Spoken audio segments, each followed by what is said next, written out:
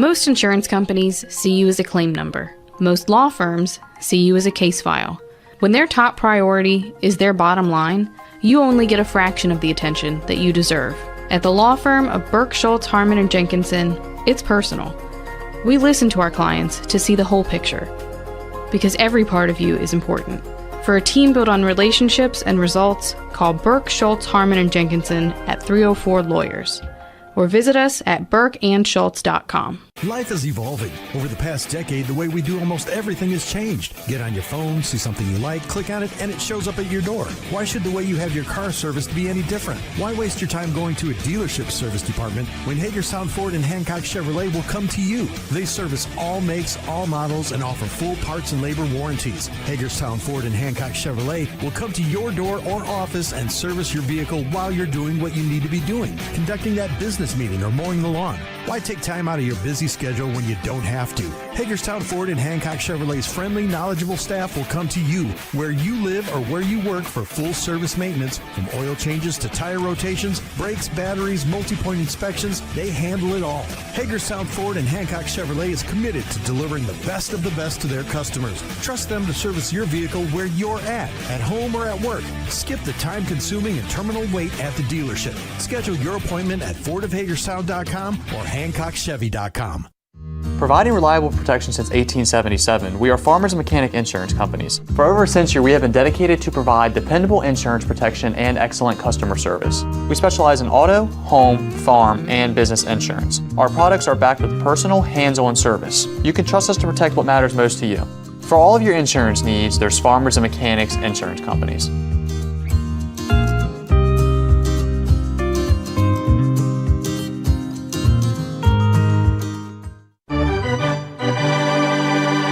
The following is a special sports broadcast presentation of Talk Radio WRNR Martinsburg. Play ball! It's time for the fun and excitement of West Virginia high school baseball. Today's game is being brought to you by Trips Flooring, Hagerstown Ford and Hancock Chevrolet, the Mansion Ferretti Law Firm, the Brown Funeral Homes and Cremations, Robert Fields and Sons, the Larry DeMarco team at Century 21 Modern Realty Results, the law firm of Burke, Schultz, Harmon, and Jenkinson, Cody's Auto Body, the Mirius Group of Ameriprise Financial Advisors, the Berkeley County Health Department, WVU Medicine Berkeley and Jefferson Medical Centers, Parsons Ford of Martinsburg, Dignity Memorial Rosedale Funeral Home and Cemetery, the Skinner Accident and Injury Lawyers, L.A. Roberts Jewelers, CMA Honda of Winchester, CMA Chrysler Dodge Jeep Ram of Martinsburg, and CMA Chevy and Toyota of Martinsburg. And now for the pregame show. Let's go out to the field and join our Talk Radio WRNR broadcast team.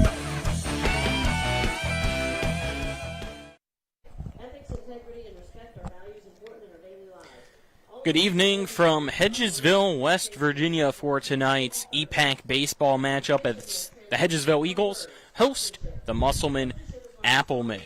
Here on TV 10 and WRNR TV on YouTube, I'm Colin McLaughlin. Alongside me on tonight's call, Dylan Bishop. Our camera crew, Tyler Strine, Colton Musgrove. Back at the studio is Kyler High. Our pregame show is brought to you by Hagerstown Ford. They're revolutionizing the car buying experience. You can buy your next vehicle online and they'll deliver it to you. If you don't like it, they'll take it back. Visit them online at fordofhagerstown.com.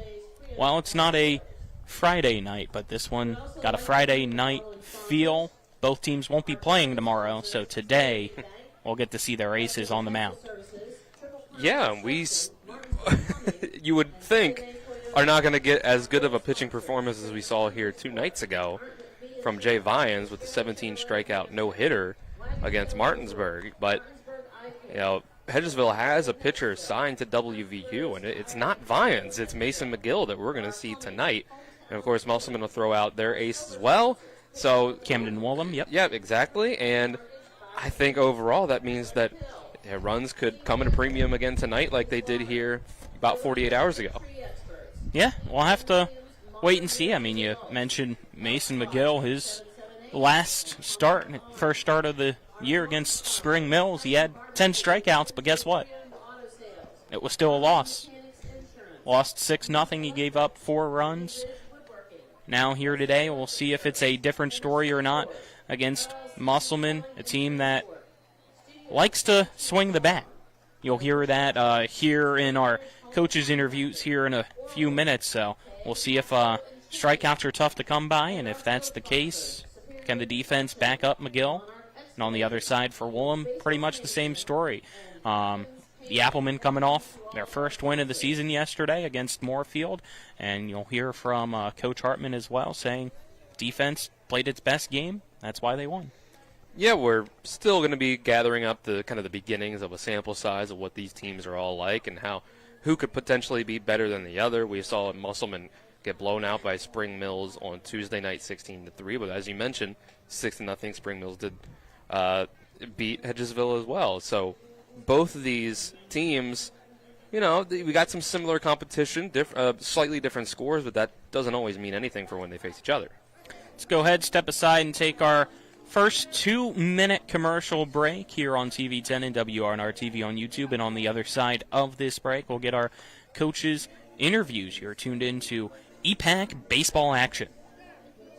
When it comes to surgery, experience and innovation matter. At WVU Medicine, our board-certified surgeons use the latest robotic and minimally invasive techniques to provide better outcomes and faster recoveries. We offer a full range of procedures including advanced hernia repair, anti-reflux surgery, breast cancer surgery, colon resection, gallbladder removal, skin cancer, and lesion removal. Trust the region's leader in advanced surgical care. Call WVU Medicine Surgery today at 304-596-2150.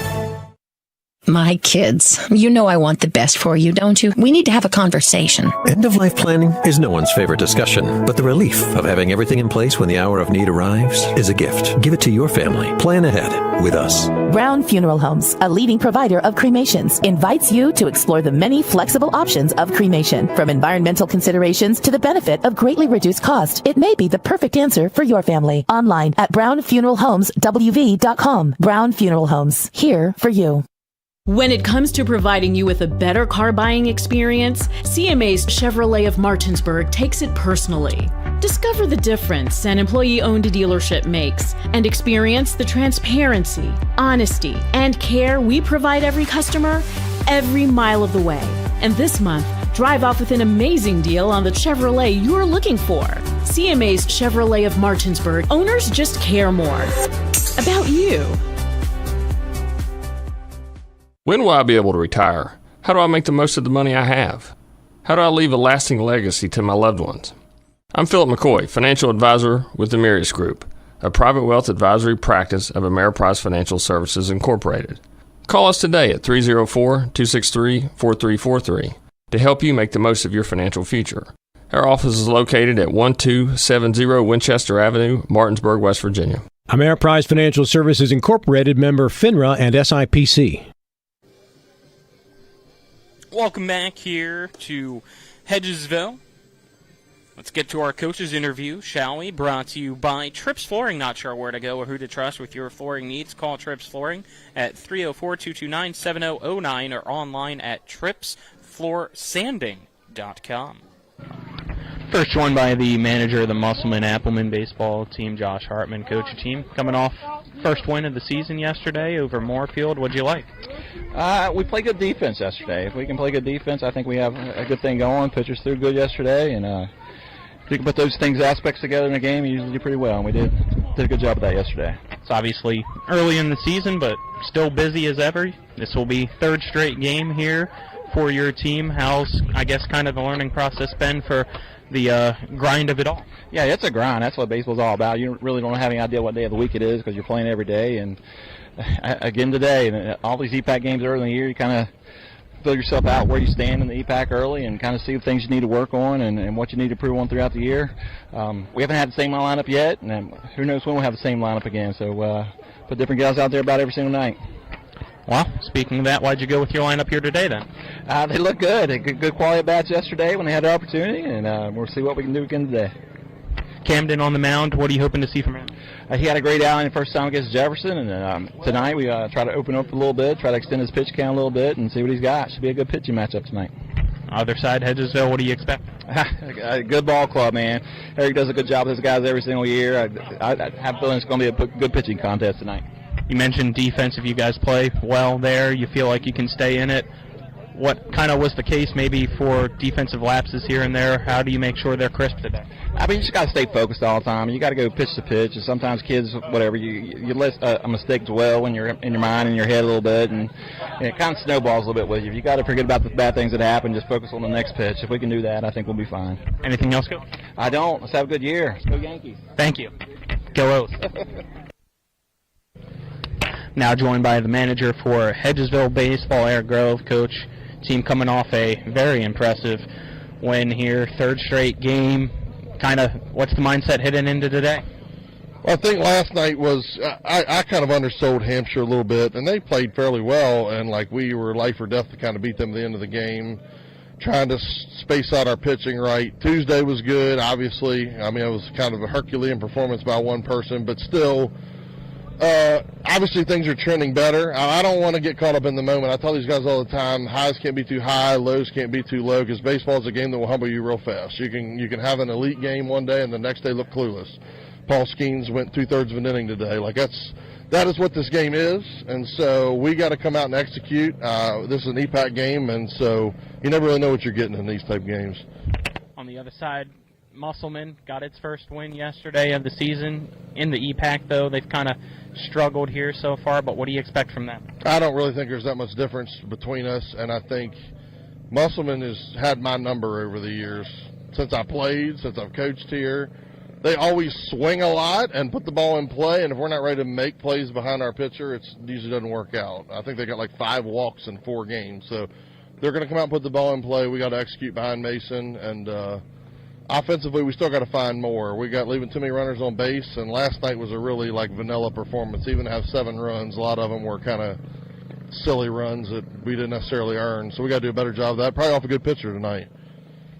Yeah, they're going with Camden on the mound. As you said, you're going with Mason, so just that alone, what are you expecting on both sides? Well, you know, every team's got somebody that keeps them in a game, regardless of how good or bad they are, and I feel like he's probably their guy, and seen this episode before. I mean, he's going to come out and fill up the zone, and we got to be able to put something on him early. You know, the longer you let an ace hang around and not make them work in the counts and work with runners on base, it can be a tall task, and I'm sure they're going to be ready to play. Coming off a win is going to be big for them. And obviously we got a good chance with who we got on the mound, but it's a 9-person game, and we need to coach right, and so excited for tonight. Anything else, Coach? No, sir. Thank you for coming out. Thank you. Appreciate it. All right, again, that was your coaches' interviews brought to you by Trips Flooring. Not sure where to go or who to trust with your flooring needs? Then call Trips Flooring at 304-229-7009 or online at tripsfloorsanding.com. Go ahead, step aside, take another 2-minute break, and on the other side of that 2-minute break, we'll get you our starting lineups for both Musselman and Hedgesville here on TV 10 and the WRNR TV YouTube channel. Not sure where to go or who to trust with your flooring project? And start with Trips Flooring, proudly serving the area for more than 25 years, specializing in floor sanding and refinishing, along with installation of new flooring, including hardwood, tile, vinyl, laminate, carpet, and the hottest trend in flooring, luxury vinyl, tile, and luxury vinyl plank. Are you on a budget? Check out their warehouse, cash and carry, or call 304-229-7009, or visit them online at tripsfloorsanding.com. The Palace Lounge in Martinsburg is the place to be. Join us every night to relax and enjoy football or basketball games featuring either the Martinsburg Bulldogs, Shepherd University Rams, or West Virginia Mountaineers. We will have steak night every Wednesday, trip nights every Thursday, and now taco and margarita nights every Tuesday. You can find us on Facebook. Reliable and affordable smart home solutions. Secure your home with a security system and keep a close eye on your family. Automate your home with a Control4 system and have smart technology work as one. Set daily schedules to control your thermostats. Push a button and set the mood for dinner by dimming lights and playing music, or just sit back and enjoy a movie in your own home theater. Put decades of experience to work for you Visit us at whmsystems.com or call 304-350-1931. Welcome back here as we are at Hedgesville, just minutes away from tonight's EPAC baseball matchup between the Hedgesville Eagles and Musselman Applemen. Let's get to tonight's starting lineups, which are brought to you by CMA Honda of Winchester. CMA Honda of Winchester, located at 3985 Valley Pike in Winchester. Give them a call, 540-686-1622 at CMA Honda of Winchester. Owners just care more about you. Start off with the visiting Musselman Applemen, who come into tonight's game 1-3 overall and 0-2 in the Eastern Panhandle Athletic Conference. Leading off for Musselman and playing in center field is number 1, Wyatt Zimmerman. Batting second, doing the catching for Musselman, number 13, Chase Cosner. Batting third at first base is number 11, Ethan Hinchman. Batting cleanup and playing in left field for Musselman, number 22, Jacob Parishchuk. Batting fifth, the designated hitter, number 10, Chase Stewart. Batting sixth at third base is number 4, Cam Bragg. Batting seventh and playing in right field, number 6, Alex Whitmer. Batting eighth at second base, number 2, Jaden Moberly. And batting ninth for the Musselman Applemen at shortstop, number 8 is Nikki Zimmerman. Pitching tonight for the Applemen, number 12, Camden Woa. Musselman in the all-gray uniforms here today with the green numbers on the back outlined in white. Now, for your home side, the Hedgesville Eagles, who come into the game 3-2 overall and 1-1 here in EPAC play so far this year. Leading off for Hedgesville, the shortstop, number 14, Jay Vyans. Batting second and playing at third base is number 5, Chris Williams. Batting third, the catcher, number 4, Aiden Eichelberger. Batting fourth, designated hitter tonight, number 28, Luke Utterback. Batting fifth at first base is number 2, Brian French. Batting sixth, the pitcher, number 20, Mason McGill. Batting seventh and playing in left field is number 7, Jaden Wilcox. Batting eighth and playing in right field, Caleb Wood. And batting ninth for Hedgesville in center field, number 21, Cam Pence. Playing at second base, not in the lineup, he's the one being DH'd for, is number 23, Seth Harding. Hedgesville here tonight in the gold uniforms once again, with the gold numbers on the back outlined in blue, and the blue Eagles written across the front of their chests, and the home white pants here tonight for Hedgesville. Again, our pregame coverage has been brought to you by Hagerstown Ford. They're revolutionizing the car buying experience. You can buy your next vehicle online and they'll deliver it to you. If you don't like it, they'll take it back. Visit them online at fordofhagerstown.com. I'm Colin McLaughlin. Dylan Bishop's alongside me here tonight. Happy you are tuned in on TV10 or WRNR TV on YouTube. Camera crew, Tyler Strine and Colton Musgrove. Back at the studio is Kyler High. We'll step aside and take one last 2-minute commercial break, and on the other side of that break, it'll be time for first pitch for tonight's EPAC baseball matchup here on TV10 and WRNR TV on YouTube. The future doesn't wait. Why should you? Blue Ridge Community and Technical College offers over 60 degree and certificate programs in education, IT, culinary arts, engineering, and so much more. Small class sizes, flexible schedules with evening and online classes, affordable tuition, plus financial aid is available to those who qualify. Now you can go to college. Visit us online at blueridgectc.edu. That's blueridgectc.edu. Stop waiting and enroll today. At the Berkeley County Health Department, our motto is prevent, promote, protect. Since 1935, our mission has been to provide clinical and environmental services to protect the health of the general public. We're committed to building public health in our community by offering a wide range of services, including blood pressure screening, breast and cervical screening, family planning, counseling, lab testing, and more. We perform health inspections to make sure the restaurants you visit are clean, and we prepare and coordinate plans to respond to all hazards. The Berkeley County Health Department, 122 Waverly Court, Martinsburg. When it comes to providing you with a better car buying experience, CMA's Chrysler Dodge Jeep Ram of Martinsburg takes it personally. Why?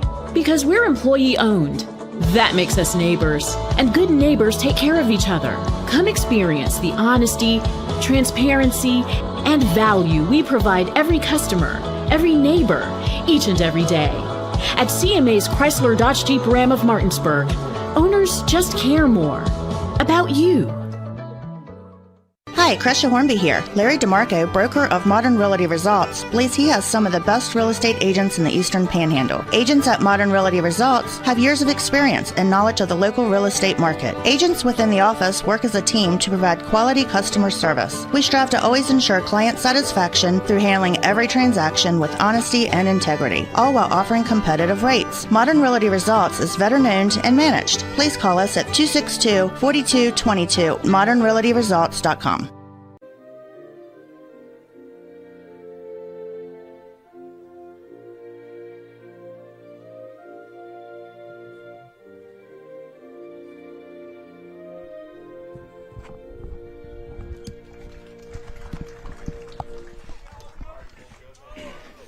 Welcome back here for EPAC Baseball on TV 10 and the WRNR TV YouTube channel. Let's now introduce you to tonight's starting battery, which is brought to you by Cody's Auto Body at 851 Wilson Street in Martinsburg. Family-owned, offering superior customer service and great pricing for a job done by experienced and certified technicians. Call 304-901-4777 or visit their Facebook page. Pitching for Hedgesville here tonight, number 20, Mason McGill, and behind the plate doing the catching is number 4, Aiden Eichelberger. And that is tonight's starting battery for Hedgesville. Top of the first, brought to you by Brown Funeral Homes and Cremations, Robert Field & Sons, family-owned full-service funeral home, proudly serving the area since 1880.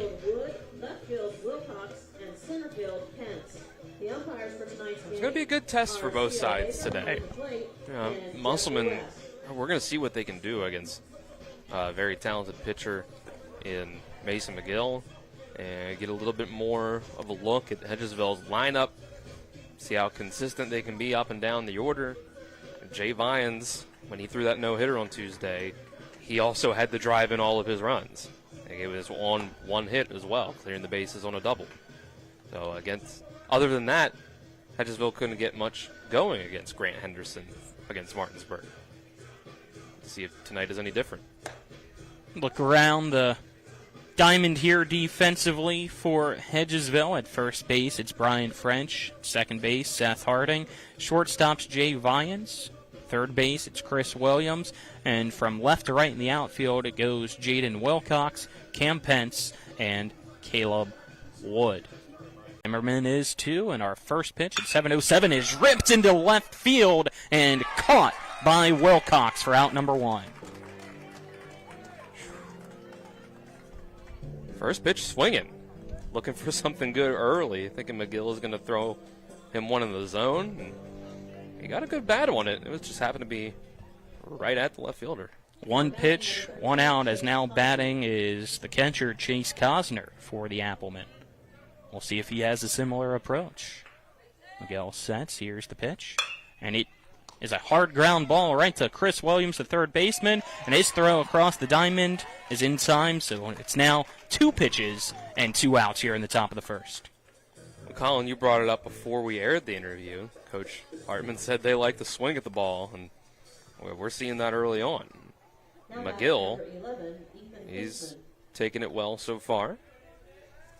To see if this continues, it would make quick work of Musselman and give McGill, he doesn't have to throw that many pitches against them. Well, this one is taken, and it's called strike 1 to the first baseman for Musselman, Ethan Hinchman. 3 pitches, 3 strikes, and 2 outs here in the top of the first. Next pitch from McGill. Misses for ball 1. And you like to see that from number 3 hitter. Take a couple pitches after first guys got out on their first pitches they saw. The 1-1 delivery. Swing and a miss for strike 2. Threw him off. Throwing a lot of heat. Finally gave him something off speed. McGill locked in on the mound, trying to get Musselman to go 3 up, 3 down as the 1-2 is going to be sent on a fly to right center field. One camps underneath it and makes the catch to get a 3 up, 3 down inning here in the top of the first. We're scoreless, headed to the bottom of the first after this 1-minute break. This is EPAC Baseball on TV 10 and WRNR TV on YouTube. Hey, it's Cody from Cody's Auto Body. You're a potty mouth. But we do a really great job fixing cars after an accident. I know, but you're still a potty mouth. I'm possibly the best friend you could ever have. You are, but potty mouth. If you need your car repaired, come to Cody's Auto Body, located at 851 Wilson Street in Martinsburg. Because that's Cody's with a T for f***ing trust. See? Potty mouth. Leave me alone. Did you know a fully loaded truck weighs 80,000 pounds? I do know that they can cause a lot of damage in a wreck. Over 40,000 people die every year in crashes. And distracted driving is getting even worse. I wish we had better ways to prevent distracted driving. Me too. But one thing we can do is help people who've been injured in car and truck accidents. Hurting almost heaven? Dial the 7s. 304-777-7777. SkinnerWins.com. Welcome back.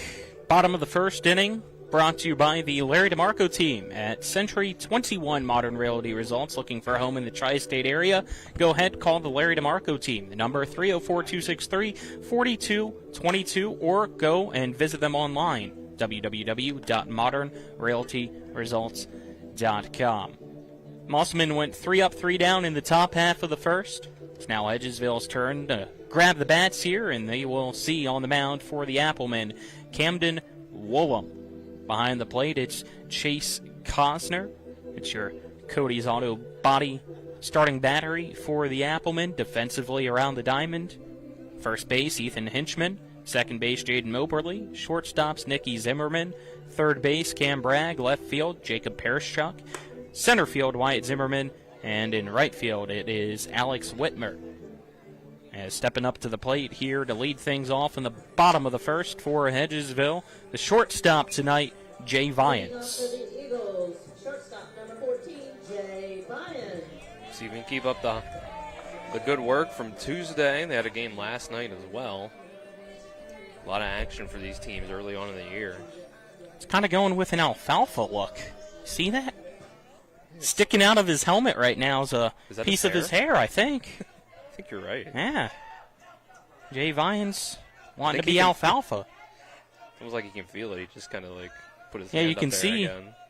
He was tapping his helmet, but I don't know if he notices or not. Have to ask him later.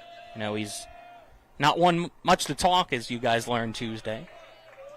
He just keeps it short and simple. So he swings through this one for strike 1. It must have been what he did up on the mound, too. It was working, whatever it was. This pitch missing from Woolham, so the count now 1-1 to Vyans. It's a dangerous. Quick time here called. Dangerous matchup to start things out for Woolham. Vyans steps back in here. It's the 1-1 pitch. Low and slightly in for ball 2. Hedgesville maybe taking more of the philosophy of putting your best hitter out first. Try to get him on base. Give the guys behind him something to work with out on the bases. 2-1 called, strike 2 on the outside corner to even up the count here to Jay. So Woolham sets. Gets the signal from Cosner. Here's the 2-2. That's going to be fouled back by Vyans.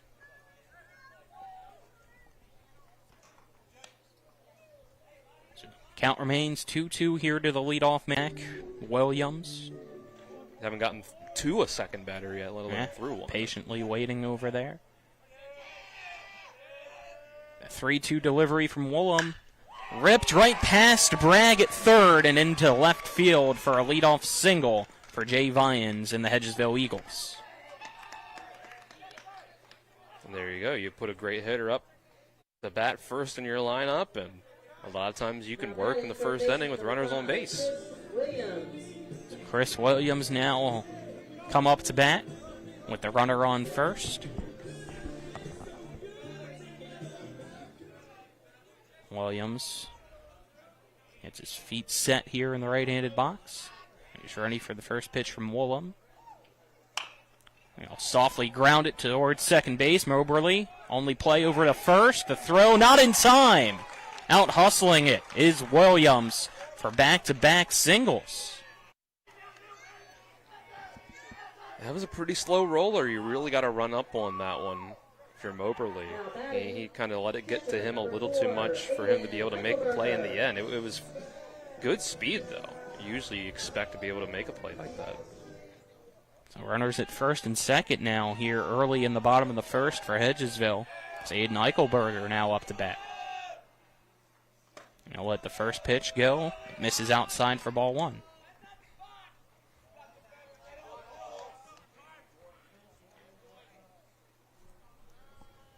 Infield corners kind of playing in a little bit.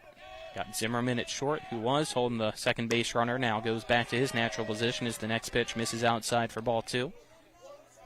Early chance for Hedgesville. Get McGill has insurance runs early. Vyans did that for himself on Tuesday in the second inning. They could do it even earlier now. Woolham checks the runner behind him. Here's the 2-0. And that's a fastball to make it 2-1 as that hits the zone.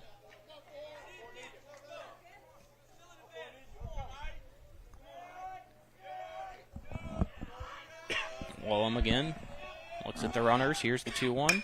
That's going to be a line drive into right center field, and it is down for a hit. Picking it up is Zimmerman. He's going to send it home, and that holds the runners. It sails above Cosner, but backing him up is Woolham. Now the bases are loaded with nobody out. And here comes the cleanup man, the big boy in the lineup, your designated hitter, Luke Utterback. Time is called quickly from the umpires to brush off the plate, but huge opportunity for Utterback, and we saw him get things started in that second inning against Martinsburg when we were here. The big double will lead off the second against Grant Henderson. Brief meeting at the mound between Cosner and Woolham concludes. Utterback steps in as Cosner puts the pitch comm back into his ear before putting his catcher's mask on and squats down. Infield in.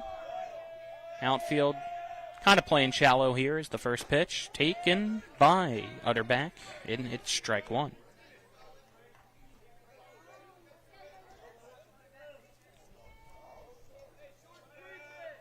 Woolham. Big kick and pitch, and that misses high for a ball. Infield is in on the right side of it. Second base and first base in the grass. Left side a little further back. Try to keep those lead runners at bay. 1-1, swing and a miss for strike two. So Utterback now behind in the count. Nobody out here in the bottom of the first. Hedgesville threatening early. Strikeout or a ground ball. You don't want anything else here. Woolham's 1-2, misses high. Count now 2-2. You'd like to see a lot of stuff down in the zone if you're going to put it in the zone. 2-2. Swing and a miss, strike three for out number one. But hey, if you can blow one by him, you don't have to put it low in the zone. You got him to chase. That's a huge out. So now they could turn two if they got a ground ball and get out of the inning unscathed. So now batting number two, Brian French, first baseman here for Hedgesville.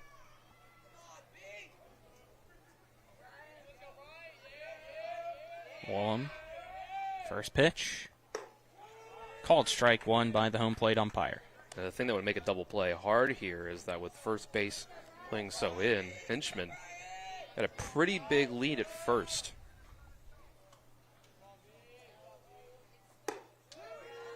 That one called strike two to French. So Woolham hitting the zone here, putting pressure on the batters. Ahead in the count, 0-2. The delivery misses for a ball. Count now 1-2. Woolham can easily keep his composure here and get out of the inning, even after putting 3 runners on. Gets the signal from Cosner. A 1-2 pitch.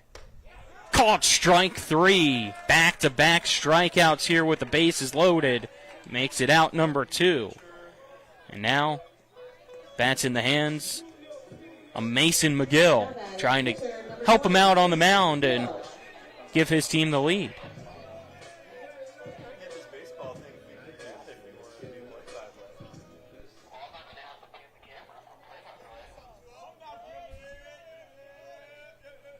Woolham, first pitch, swing and a miss to McGill for strike 1. So this could be McGill's chance to do what Vians did on Tuesday. Give himself the insurance runs if the base is loaded. But Cosner setting up outside. This one, a high fly ball backing up. Zimmerman tracking it down and makes the catch to end the inning. Deep out there. After 3 straight singles, the runners get stranded. Woolham gets out of it, and we're scoreless through 1 between Musselman and Hedgesville. Headed to the second after this 1-minute break here on TV 10 and the WRNR TV YouTube channel. Classical Christian Academy in Martinsburg is looking for joyful, dedicated primary lead teachers for grades K through 4 to join our vibrant team for the 2026-27 academic year. We're searching for educators who believe in more than just lesson plans, teachers who inspire a love of learning, build confidence, and weave biblical truth into every subject. At TCCA, we offer so much more than a classroom. With a 100-acre campus full of outdoor adventures, daily research-based agriculture classes unlike any school in the state, movement-based instruction, equestrian education, and bi-weekly student choice clubs, and a Christ-centered classical education that connects learning to real life. Our students don't just thrive, they flourish, and so do our teachers. If you're passionate about laying a strong foundation for young learners and want to be part of something bigger, we'd love to hear from you. Email your resume to Rachel Hull at RachelHullTCCA@outlook.com. That's Rachel Hull TCCA@outlook.com to apply or learn more. The Classical Christian Academy is located at 7192 Arden Noble Road, Martinsburg, West Virginia 25403. Welcome back to the second inning we go. Second inning, at least the top half of it, brought to you by personal injury attorneys Burke, Harmon, and Jenkinson. Visit them online at burkeandschultz.com. We play hardball. Due up here for Musselman, 4, 5, 6 batters, Parishchuk, Stewart, and Bragg. And both pitchers, it went very differently to get those no runs up on the board here as we go to the second. But I think Woolham got himself in some trouble, but did really well to get out of it, while McGill and Musselman didn't make him work nearly as hard, very hard at all. First pitch, fastball missing high to Parishchuk for ball 1. Yeah, for McGill, it only took 6 pitches. For Woolham, it took 24 pitches. 1-0. Right down the lane, the count now 1-1. And that can really change the dynamic of the game even from there, because a 24-pitch inning versus 6-pitch inning, you start to get later in the game. You get another 20-pitch inning if you're Musselman, and that one a swing and a miss. You'd be that much closer to losing Woolham, whereas McGill, if he throws a 20-pitch inning this time around, Woolham has to go 3 up, 3 down on 3 pitches to even, keep that at an even pace. Yeah. I don't know what the limit for either pitcher is here tonight. Early in the year, it could be lower than just the required maximum. But at the same time, this is the third straight game for both teams as the 2-2 drilled. Parashchuk looked close to that ear hole. Looks like he's okay as he makes his way down to first base here to lead off this top of the second. Taking one for the team, that had to hurt. Absolutely. That's why you wear the helmet. But back to the point I was trying to make there before the 2-2 pitch, Dylan. As I was mentioning, it's the third straight game for both teams. With your ace on the mound, you're probably hoping they can go the distance because you don't know who's behind you. Yeah. And you think about Musselman especially. Stewart squares to bunt. Musselman lost 16-3 on Tuesday. So we can go back on Game Changer or try to find the box score in general.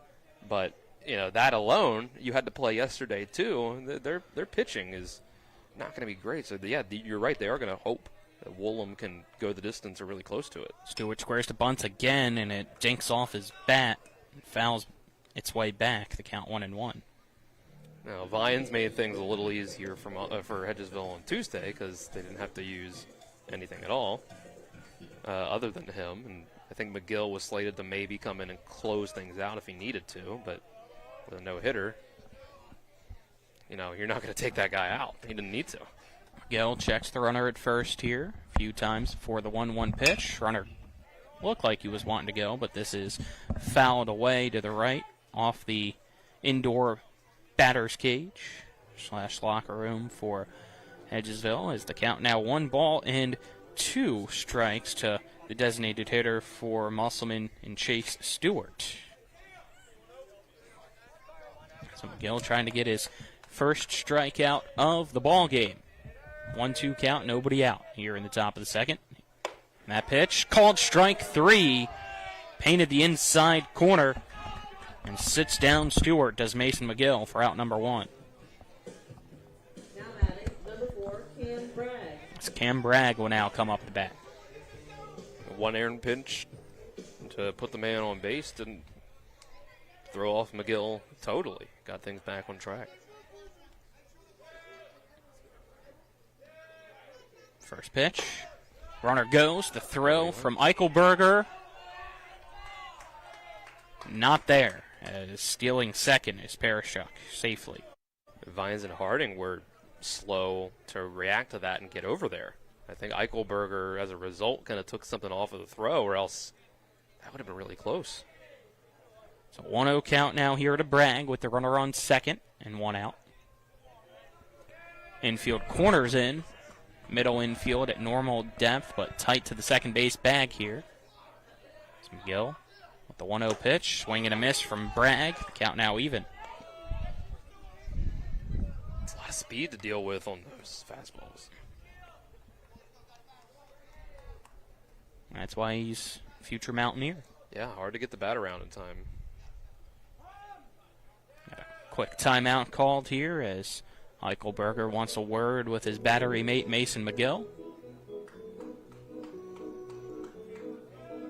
Good call with a runner on second base and less than 2 outs. Bragg ready to go here once again after the meeting between Eichelberger and McGill. Umpire gives the okay. But McGill wants to step off once more.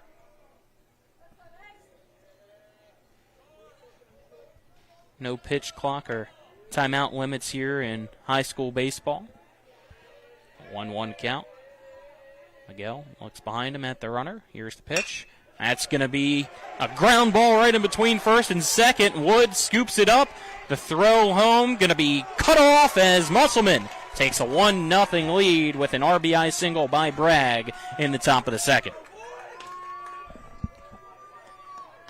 Caught it to the fastball. It's enough to hit it the other way. Right in the gap perfectly. Whitmer will now come up to bat here with the runner on first and 1 out.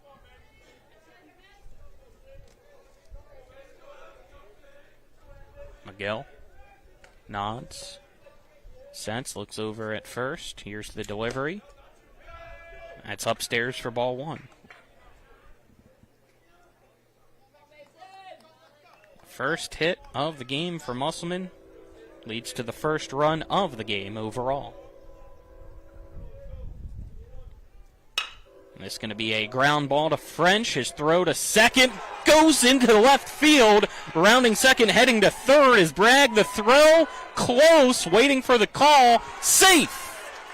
Advancing to second on the play is Whitmer. So now you got two runners in scoring position and still only one out for Musselman here in the top of the second. This is the advantage of being a team that swings at the ball. When you're getting errors from the defense, when you're hitting it out there, that's going to play to your advantage, and it's working out right now. The attempt to turn two just did not go how Hedgesville wanted to. So now batting is your second baseman for the Applemen in Jaden Moberly. And he squares the bunt, pops it up, foul for strike one. What's your transmitter saying? Infield playing in on the grass now here with only one down and the two runners in scoring position. Miguel staring down the lane here at his catcher, Aiden Eichelberger, and Moberly calls time. Yeah, because ours is saying no video right now. The way that Wolin got out of that jam in the last half inning, you would hope. This one fired back foul. If you're Hedgesville, you're hoping for something similar. He already one run up on the board, though. Hopefully that wasn't your car. Some students in the stands made it sound like it might have been somebody's car out there that just got whacked with that foul ball. Hopefully not mine. 0-2 count. Get a time called before the pitch. Miguel now up to 22 pitches. 16 here coming in this second inning already. So Musselman gets back even after how the pitch count went in the first. 0-2 count. Moberly ready. Here's the pitch from McGill. It's outside for a ball. They're doing a good job of being patient at the plate.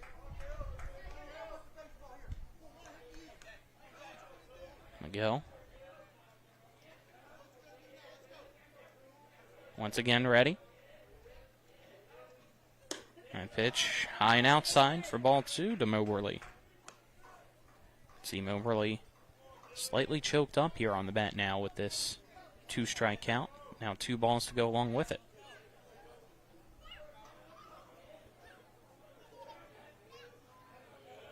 Runners at second and third have their respected leads here. Miguel taking his sweet time, and again, Moberly going to call a timeout as he doesn't like it. Miguel made him wait a little too long. Yeah.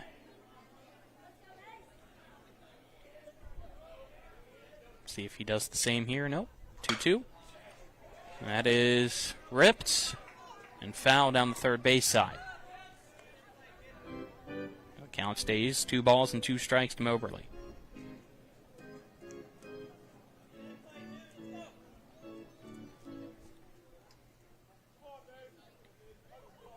See if McGill goes fastball again, tries to blow it by him, or gives him an off-speed pitch to chase with this 2-2 count. He goes with a fastball, and that hits the batting cage and comes right back. I don't know if I've seen that before here. Yeah. With how much speed's on the fastball, along with how much speed off the bat. Not off the wall you're looking for. No.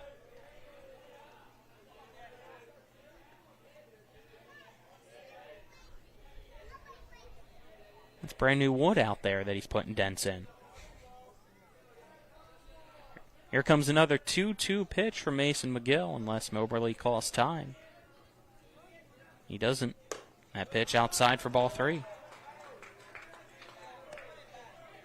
McGill had one more ball to work with. Could get Moberly to try to chase it, but was not taking the bait. Nope. Here comes the 8th pitch of this at-bat to the 8th hitter in the lineup, Jaden Moberly. And that's ball 4 outside. That'll load the bases for Musselman. Still only 1 out and a 1-0 lead here in the top of the second. That will bring up the 9-hole hitter and Nikki Zimmerman. We'll get a quick mound visit here first for Hedgesville. But this is big because Musselman can flip the lineup over back to the top. As you said, this is the 9-hitter. If he doesn't ground into a double play or line into one, anything like that, you've got a chance for Zimmerman to come back up and do something as the leadoff hitter. And McGill could really use a strikeout here. Again, a ground ball, something that he can maybe make into a shallow fly ball, something that Musselman can't tag from third on, but it's tough. They like to swing at the bat.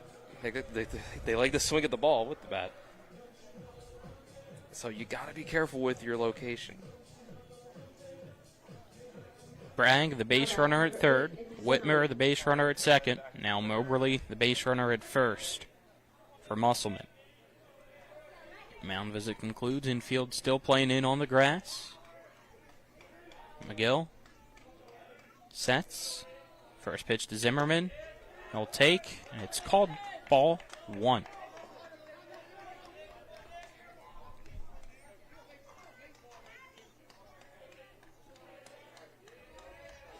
McGill takes a deep breath. Here's the 1-0. That's going to be put foul straight back by Zimmerman to even up the count. Infield up all across here this time. You're going to home no matter what. Already gave up 1 run here this inning. Trying to keep it at just 1 with the bases loaded. McGill, another deep breath. Here's the 1-1. And that's called strike 2 to Nikki Zimmerman. Zimmerman felt a little frozen by that one. I think he thought it would break off the table. Be ball 2. Zimmerman opens that stance up just a little bit here with this 1-2 count. McGill gets the pitch from Eichelberger. Here's the delivery of it. And it's called strike 3 on the inside corner. Zimmerman can't believe it. He goes down looking for out number 2. Gotta take the bat off your shoulders. He gave you stuff near the zone, in the zone, that they were hitting the corners. Wyatt Zimmerman now up the bat. 2 out, base is still loaded. That pitch inside and almost hit Zimmerman's back leg. He was able to get it out of the way for ball 1. Infield back to its normal depth for Hedgesville.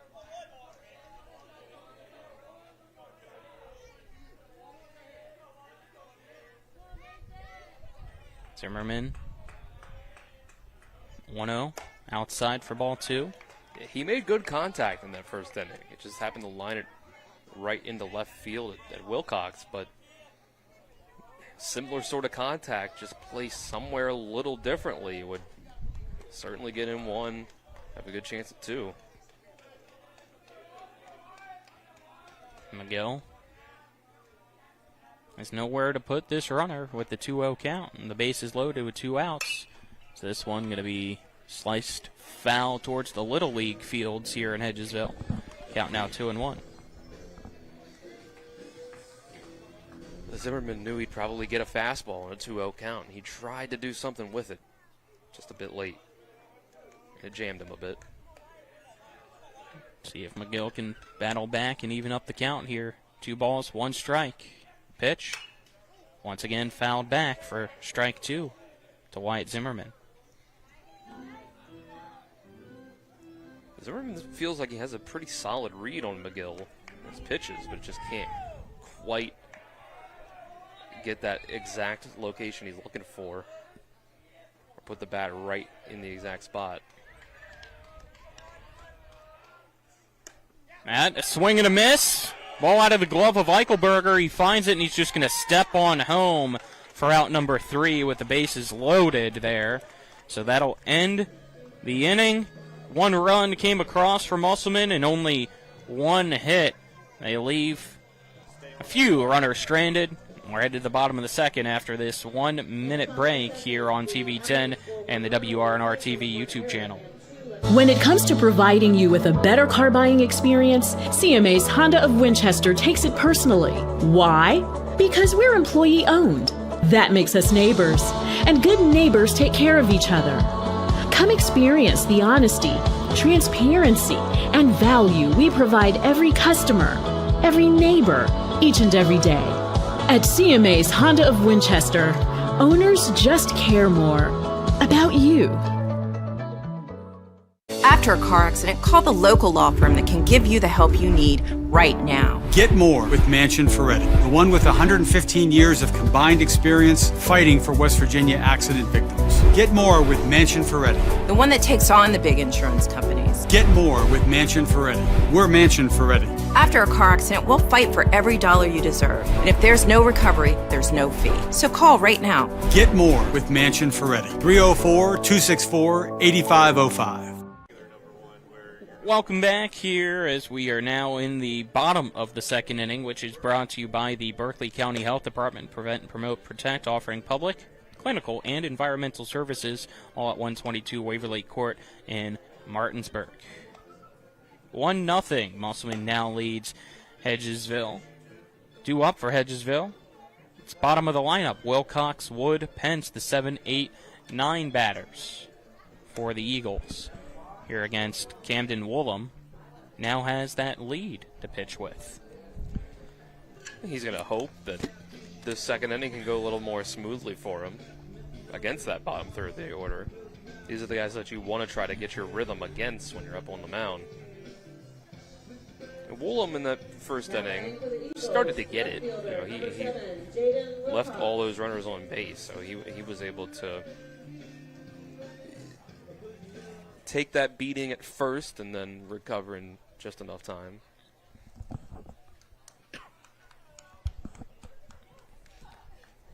Wilcox steps in here against Woolham.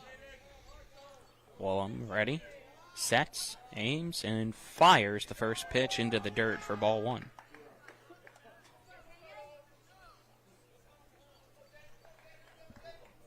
Wilcox will step back in here. It's the 1-0. The put foul straight back off the net behind the plate. Even ups the count at 1 apiece. And Hedgesville would be smart to continue working that count with Woolham. Because if we know that Musselman could be counting on Woolham a lot tonight to pitch as many innings as he can, then Hedgesville should too. That one grounded foul. The count now 1 ball and 2 strikes here to Wilcox.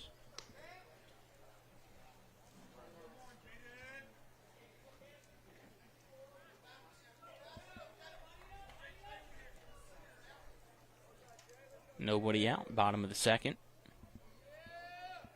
Woolham's 1-2 pitch. Once again, fouled back into the net by Wilcox. So he stays alive here. So Woolham gets the ball from Cosner after the fouled pitch. He's now up to 28 pitches on the evening. Another 1-2 pitch. That grounded off the foot of Cosner. He looks to be okay. Excuse me, of Wilcox, not Cosner. Cosner the catcher.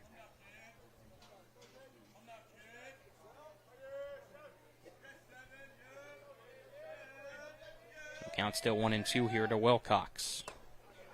Not anymore as he swings through that one for strike 3. Puts him down. A third K of the night for Woolham. And that's out number 1 here in the bottom of the second. It's Caleb Wood now will step up to the plate for the Eagles. This is the start the Applemen want. Get an early lead. Let your pitcher, after getting out of a jam, start to feel his groove a bit. You're on the front foot now. Strike 1 to Wood. 0-1 pitch. Swing and a miss. And a high fastball for strike 2. Wood tries to settle in. Here's the 0-2. Swings right through it. 3 pitches. puts him down. Back-to-back strikeouts. Woolham up to 4 now on the night, as it's been 2 up, 2 down here in the bottom of the second against the bottom of the lineup for Hedgesville. It's Cam Pence now up to bat. Some of these guys for Hedgesville are younger guys. Not much varsity experience this year at the beginning of the season. So some of them might need an at-bat or two against a guy like Woolham. First pitch, outside for ball 1. Yeah, try to figure him out.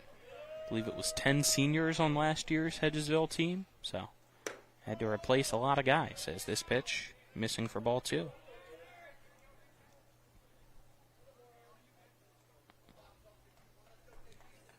Pence taking his time.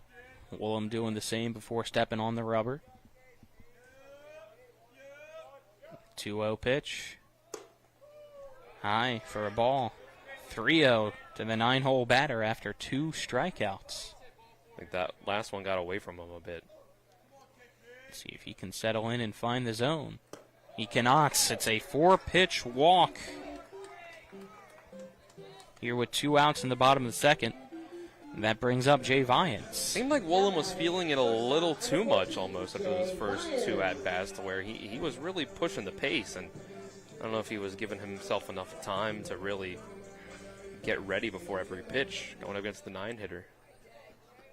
And Vyans had that single his first time up, the first of the 3 hits of the day for Hedgesville.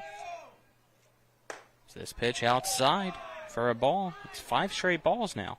It's a dangerous situation to kind of let your foot off the gas a little bit, in a sense, to not, pitch as cautiously, or pitch as accurately as you have been. Because you want to be cautious here against Vyans. Right. I'm saying that the fact that you've done that against the 9-hitter, letting it get back to Vyans here, Hedgesville can really change their luck around for this half inning. That fouled right off the brick backstop and over to your first base coach, who checks to see if it's got any wear and tear from that. We'll put it into the dugout, either for later or for good. See if it becomes a BP ball or not. I think a little reckless is kind of the word I was looking for how you approach that 9-hitter, to where you've now gotten Vyans back up here. Woolham's delivery here to Vyans. Fastball high for a ball. Count now 2-1. Yeah, he's got to pitch, like you said, cautiously here to Vyans. Hedgesville trying to get itself a little 2-out rally here in the bottom of the second, down 1-0 against Musselman. So that one in the dirt. Cosner keeps it in front of him. Count now 3 balls and 1 strike here to Vyans. These young guys like Woolham at the high school level have to learn to face these adversity type of moments in a single half inning. It's going to be a good experience for him in the long run, no matter what happens in this at-bat. 3-1 count. Woolham checks the runner at first. Here's the kick and the pitch, and that is way up high for ball 4. It's back-to-back walks after back-to-back strikeouts here in the bottom of the second. Now his catcher will go out and talk to him. Yep, Costner wants a word. Looks like they'll be joined by Bragg here, your third baseman, as Williams will come up to bat. He also singled his last time up. Yeah, this was the part of the order that did some damage in that first. You've given them another shot here with multiple runners on base. It only took 1 pitch, but after back-to-back walks, we'll see if Williams a little more patient at the plate or not here this time around. It's Woolham now at 42 pitches on the night. Vyans certainly uses patience. Yeah, he's had pretty lengthy at-bats both times. Both times he's reached base. That ball 1 to Williams.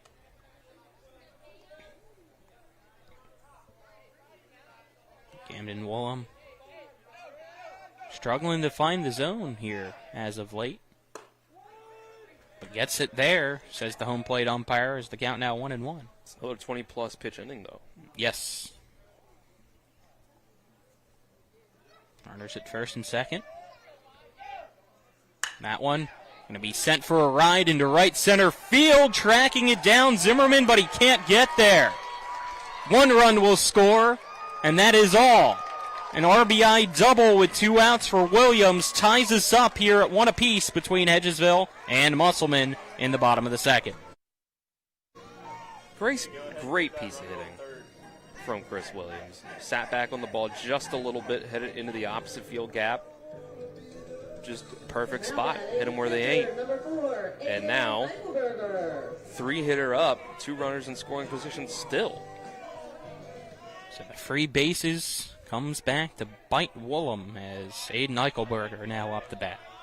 With 2 runners in scoring position and still 2 out. Fastball high for ball 1.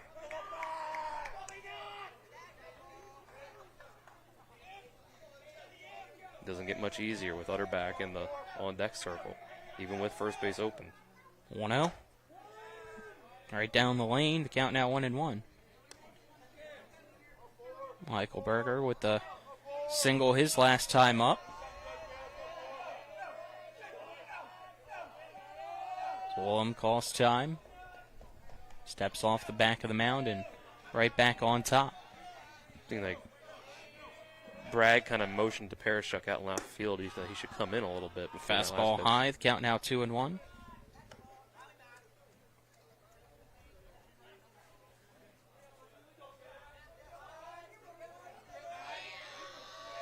Woolham sets, takes a deep breath. Here's the 2-1 delivery.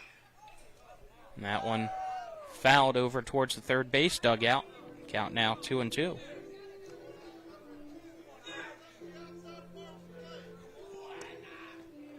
Hedgesville trying not to strand runners in scoring position once again. Just like McGill last half inning, even after how eventful this has been, 1 pitch can leave it just 1 run. 2-2 count. Camden Woolham sets. Here's the pitch to Eichelberger. And that's going to be a fly ball into left center. Running in, Parashuk. Got it. And he gets it to end the inning. 2 runners stranded, but Hedgesville able to tie us up at 1-1. So we're headed to the third after this 1-minute break. This is EPAC baseball action on TV 10 and the WRNR TV YouTube channel. It's the new normal. You live, work, and play everywhere. Whether it's the family car or the family business, you need insurance that keeps pace with your changing life. Home on the job or working from home, peace of mind comes from knowing your whole world is covered. No matter what happens or how big it grows. Whatever your new normal, Erie Insurance's award-winning service and personal agents can keep pace. Call your local agent today or visit erieinsurance.com for a quote. W. Harley Miller Systems understands the need and desire for reliable and affordable smart home solutions. Secure your home with a security system and keep a close eye on your family. Automate your home with a Control4 system and have smart technology work as one. Set daily schedules to control your thermostats. Push a button and set the mood for dinner by dimming lights and playing music, or just sit back and enjoy a movie in your own home theater. Put decades of experience to work for you. Visit us at WHMsystems.com or call 304-350-1931.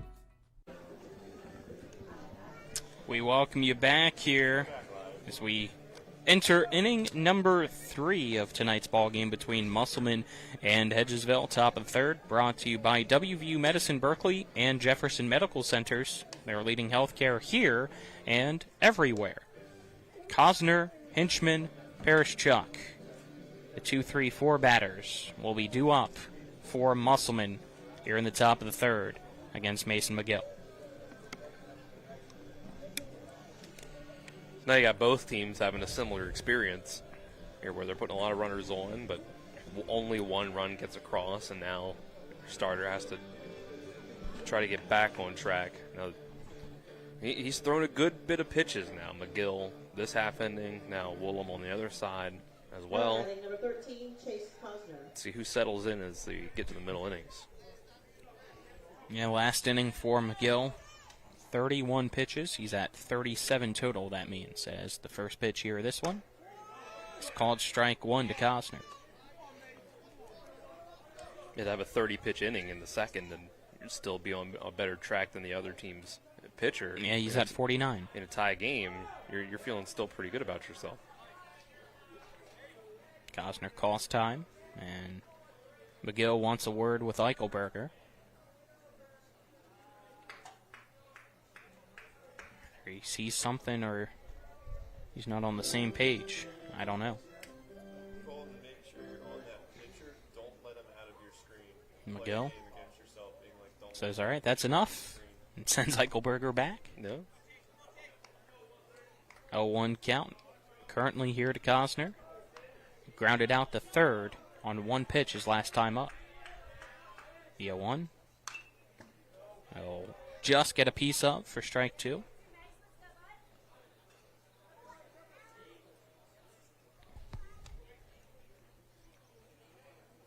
Go. 3 strikeouts last inning, trying to add to that here with this 0-2 count. Musselman finally found a way to get a bat on the ball into play. Some of that was defense for Hedgesville, giving it to him. 0-2 called, strike 3 on the inside corner. Even though Cosner backed himself back, flinching at that one. It's out number 1. You've seen that inside corner called consistently here tonight. Even if it does scare the batter just a little bit.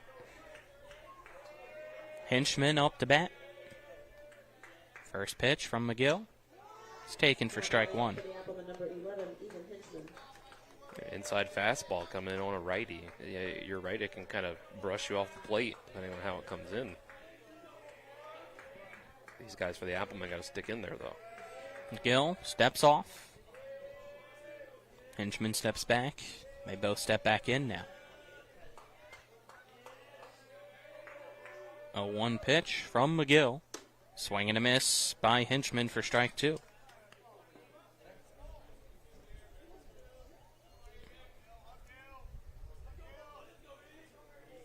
McGill trying to make it back-to-back strikeouts. 0-2 count.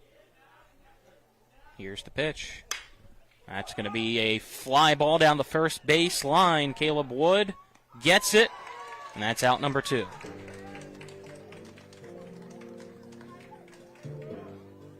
So once again, Hinchman flies out to right. Yeah, that seemed like a fastball on the inside part. Just you couldn't get to it quick enough. Get the bat out in front quick enough, and that fly ball and got under it a little too late, pushes it out to right. Parashchuk now up to bat. McGill, first pitch, called strike 1. Parashchuk just hoping not to get his bell rung once again. Sears might still be ringing, who knows? Yeah, that was a fastball that he really took, not quite on the chin, but it wasn't too far away. No. In the dirt, count now 1-1.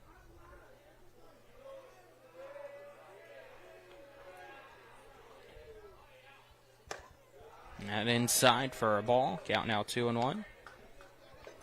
Parashchuk not backing down. Very I'm sure when up those close on that batter's box. When those pitches run inside right after you get hit, you got to be courageous. 2-1, right at the belt. Strike 2 down the middle. Count now 2 balls, 2 strikes, 2 outs here in the top of the third. Parashchuk as McGill sets. Here's the kick and the pitch. That's going to be fouled over towards the tarp down the first base side. Might have got stuck in the tarp. I couldn't tell. Nope, I think I see it peeking out. So it made its way through.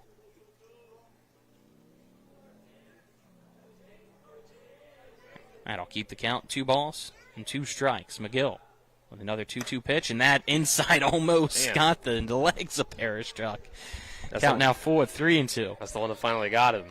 The other ones, he was just sticking in there, not moving. 3 balls, 2 strikes. Here's the payoff pitch.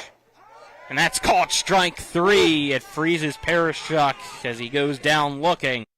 And that retires the side here in the top of the third as 3 up and 3 down goes Musselman. Headed to the bottom of the third after this 1-minute break. Don't go anywhere. This is EPAC Baseball on TV10 and WRNR TV on YouTube. Life is evolving. Over the past decade, the way we do almost everything has changed. Get on your phone, see something you like, click on it, and it shows up at your door. Why should the way you have your car serviced be any different? Why waste your time going to a dealership service department when Hagerstown Ford and Hancock Chevrolet will come to you? They service all makes, all models, and offer full parts and labor warranties. Hagerstown Ford and Hancock Chevrolet will come to your door or office and service your vehicle while you're doing what you need to be doing, conducting that business meeting or mowing the lawn. Why take time out of your busy schedule when you don't have to? Hagerstown Ford and Hancock Chevrolet's friendly, knowledgeable staff will come to you where you live or where you work for full service maintenance, from oil changes to tire rotations, brakes, batteries, multi-point inspections. They handle it all. Hagerstown Ford and Hancock Chevrolet is committed to delivering the best of the best to their customers. Trust them to service your vehicle where you're at home or at work. Skip the time-consuming and terminal wait at the dealership. Schedule your appointment at fordofhagerstown.com or hancockchevy.com. We welcome you back as we enter the bottom of the third inning, brought to you by Dignity Memorial, Rosedale Funeral Home and Cemetery. Attention to detail like no other. Visit them online at dignitymemorial.com. Due up here for Hedgesville in the bottom half of inning number 3, Utterback, French, McGill, the 4-5-6 batters. So we can see that McGill settled in. So Woolham trying to follow a similar track. He's going to have some tough competition to deal with. 4, 5, 6 in the order. But Woolham was able to keep Hedgesville at bay enough last inning. It was looking rough for him after the lineup turned over. But to think, you've gotten yourself close to 50 pitches. I think the next pitch will be his 50th. Yes. And at least that's how I have it. I'll double check. You would think that means that he's plenty warmed up now, so maybe second time through here he can figure some things out, get through these batters a bit quicker. First pitch high for ball 1 to Utterback. There was always the other side of it, that he can't get it back. Maybe he had it for a minute. He's starting to lose it. But it's only the third inning, so we think a guy like Woolham would be able to recover. Well, he finds the zone that time to even up the count at 1 ball and 1 strike. Utterback struck out swinging his last time up in the first. Woolham's 1-1. Misses upstairs again for ball 2. And you got to pitch carefully to Utterback. He's got the power to send one deep into the night sky. Here's the 2-1. Check swing, he went around. That'll make it strike 2. He really wanted to lay off of that one, but he just couldn't quite help himself. It was close. Count now even. 2 balls and 2 strikes to Luke Utterback here against Camden Woolham. Woolham sets, and a quick timeout called here before the pitch. We reset once more. 2-2. Inside and almost clipped the heels of Utterback. He's able to avoid it. Count now full. 3 balls and 2 strikes.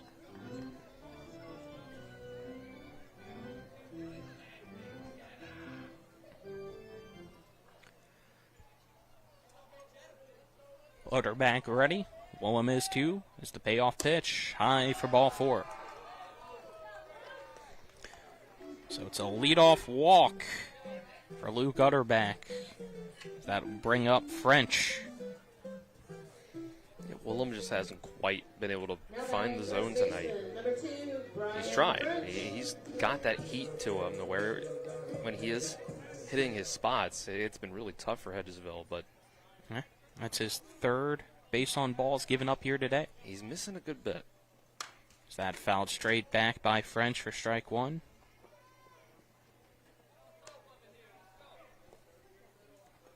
Is that 57 pitches now?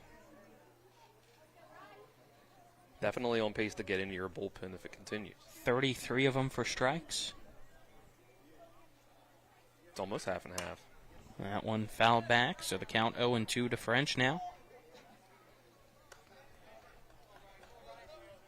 About 10 more strikes than balls so far. You'd like to be a little higher than that as a pitcher. Utterback will take his lead over at first. 0-2 count here to French. Woolham, kick and the pitch. That's going to be a high fly ball to right center field, but it's caught by Whitmer, your right fielder, for out number 1.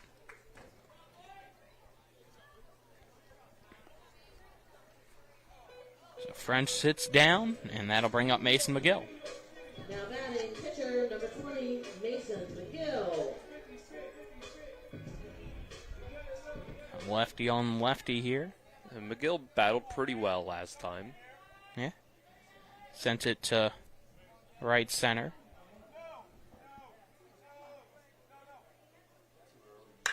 And he sends it to right center once more. Hustling back is Whitmer as that one hops the fence. He'll head to second. Stopping at third, it looks like, will be Utterback. So it's a one-out double for Mason McGill. Really smooth swing. Really got a lot on it, too. So we're seeing these pitchers for the Eagles this week being able to help themselves out. Obviously couldn't get the run in, but you set your team up really well to where you got guys up that struck out against this pitcher last time, but if they can do better their second time around seeing him, you can take the lead. Get a courtesy runner as Prather in for the pitcher McGill now at second. So now batting is Wilcox. Infield in, here in the bottom of the third. And Wilcox almost swings out of his shoes there at the first pitch from Woolham for strike 1. He wanted an Earl Weaver on that one. Yeah.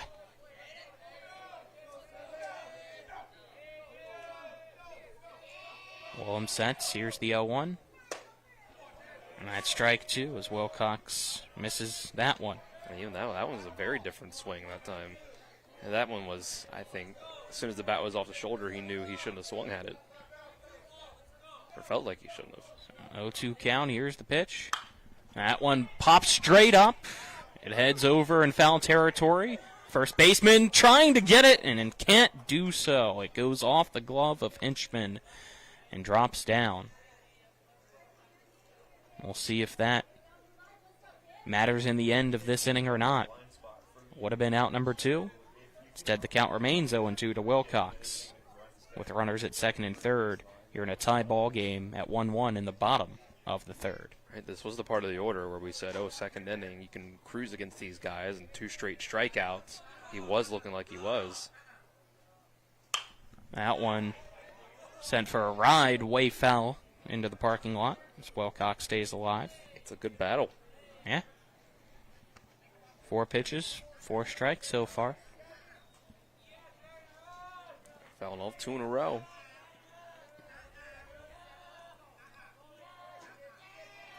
Woolham sets. Here's the 0-2 pitch. Called strike 3 on the outside corner. Wilcox goes down looking for out number 2. A big out there for Musselman. Woolham had thrown him a lot of fastballs. I think Wilcox might have stayed ready for another one. Caught him off guard with the off speed. And that'll bring up Caleb Wood.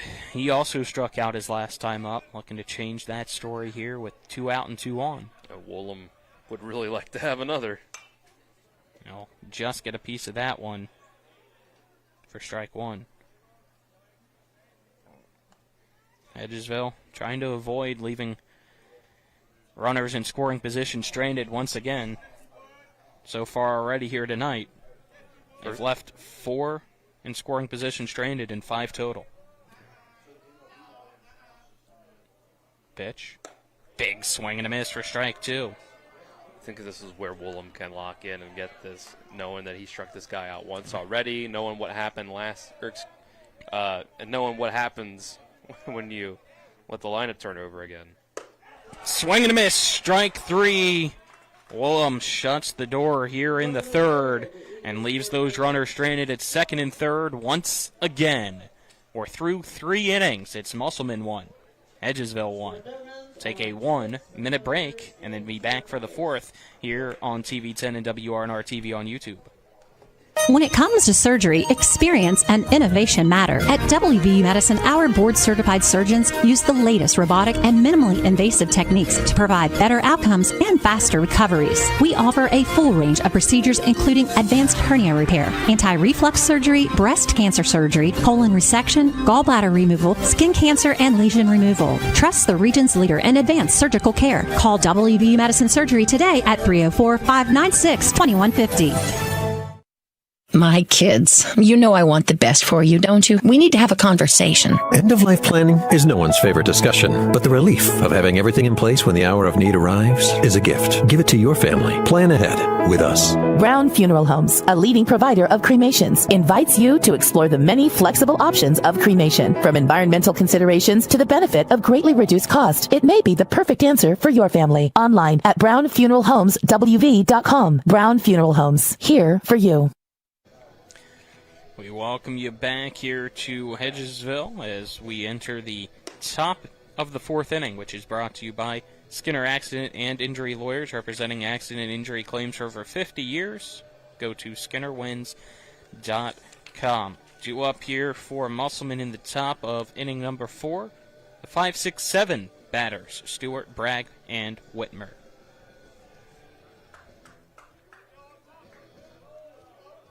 One our score.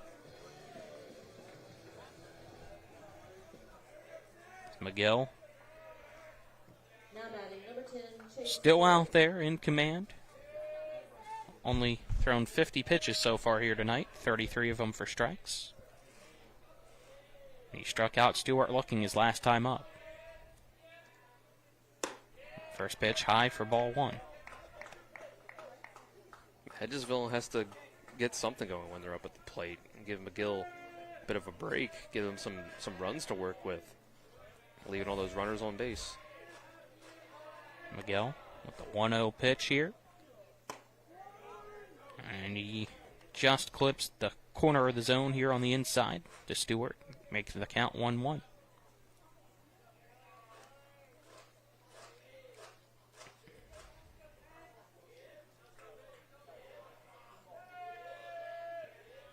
One pitch. Just below the knees of Stewart for ball 2. That was a good eye, really followed it in. Miguel eyeing down the batter here in Stewart. 2-1 pitch incoming. And it almost takes the head off of Stewart. That's ball 3. He didn't want to follow that one too closely. Might have saw his life flash before his eyes. He's taking his time a little bit.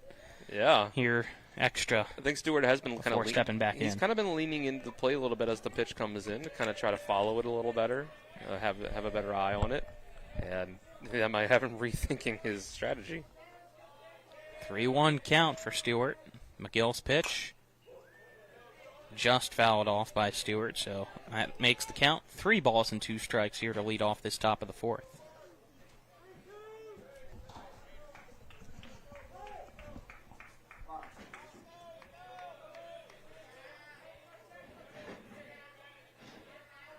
Miguel takes a deep breath. Here comes the payoff pitch. And it's called strike 3. Stewart lets it go by, and once again, it's called a strike on that inside corner of the plate. I feel feel he like goes down looking once more. I think we have a pretty good angle of that inside corner for right-handed batters, and I think that's a strike. These guys kind of choke up or step up close to the plate, dig in with 2 strikes. When it's so close to you, maybe you think it's a ball, but I think McGill did a good job of painting the corner. First pitch here.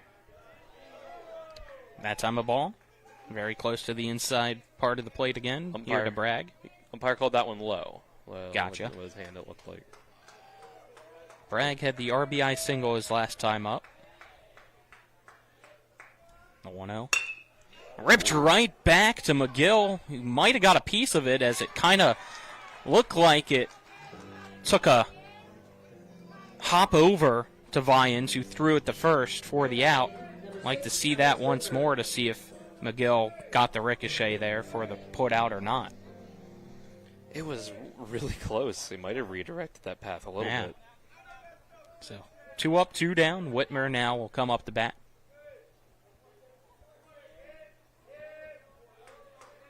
Whitmer reached base on the error by French. And he puts that one right back to where it came from, and it's down for a hit into left center field. So it's a 2-out single here for Whitmer.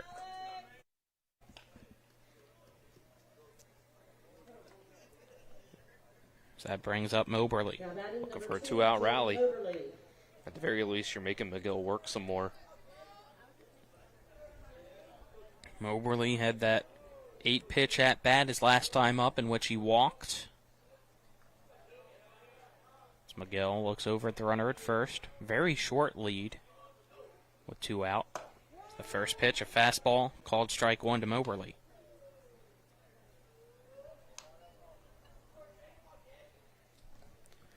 Looked at the replay. I think McGill just barely missed that ball that went over the shortstop. And Kyler had us a good slow-motion replay of the called third strike, and I think it clipped the corner, indeed. That one sent to the Little League field. Count now, no balls and 2 strikes here to Moberly.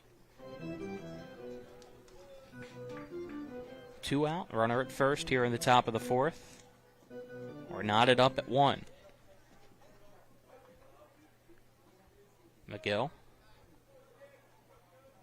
trying to get his 6th strikeout of the night, but Moberly calls time here first. Excuse me, his 7th strikeout of the night as Stewart to start off the inning with strikeout number 6.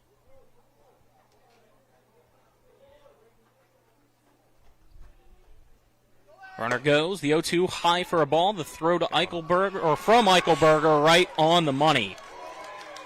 As Whitmer caught stealing to end the inning. What if no runs on 1 hit, nobody left on base right at the bottom of the 4th after this 1-minute break. This is EPAC Baseball on TV 10, WRNR TV on YouTube. Providing reliable protection since 1877, we are Farmers and Mechanic Insurance Companies. For over a century, we have been dedicated to provide dependable insurance protection and excellent customer service. We specialize in auto, home, farm, and business insurance. Our products are backed with personal, hands-on service. You can trust us to protect what matters most to you. For all of your insurance needs, there's Farmers and Mechanics Insurance Companies.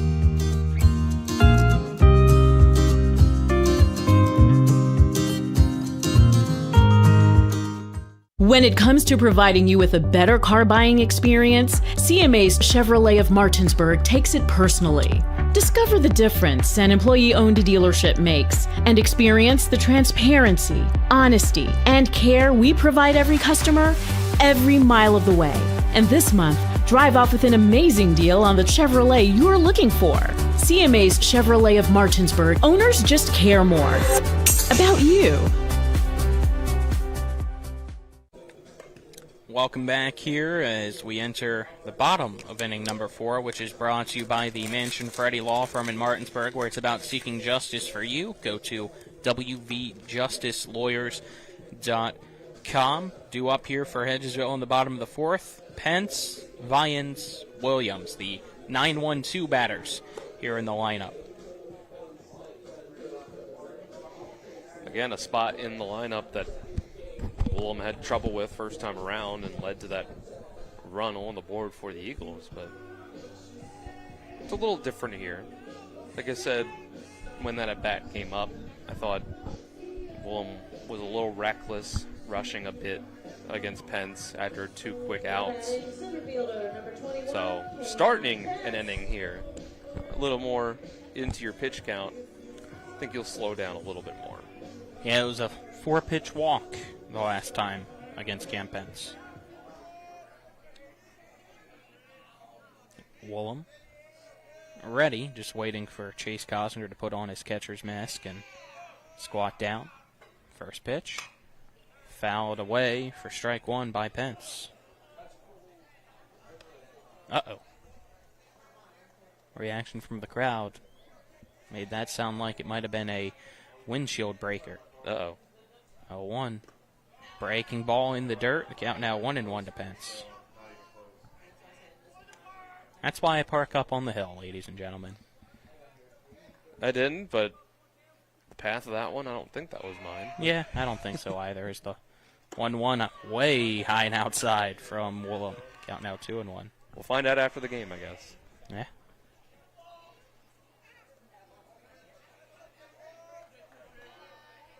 Pence back in. Here's the pitch from Woolham.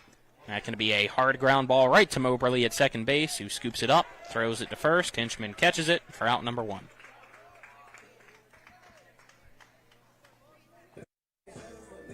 That's a big out. We saw last time they flipped it over. Vians getting the hit with runners on base, and it turned into trouble.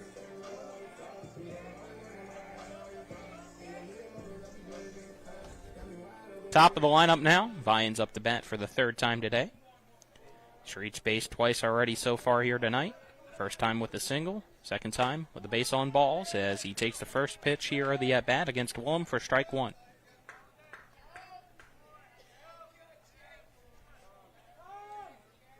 Timeout quickly called here by Vians.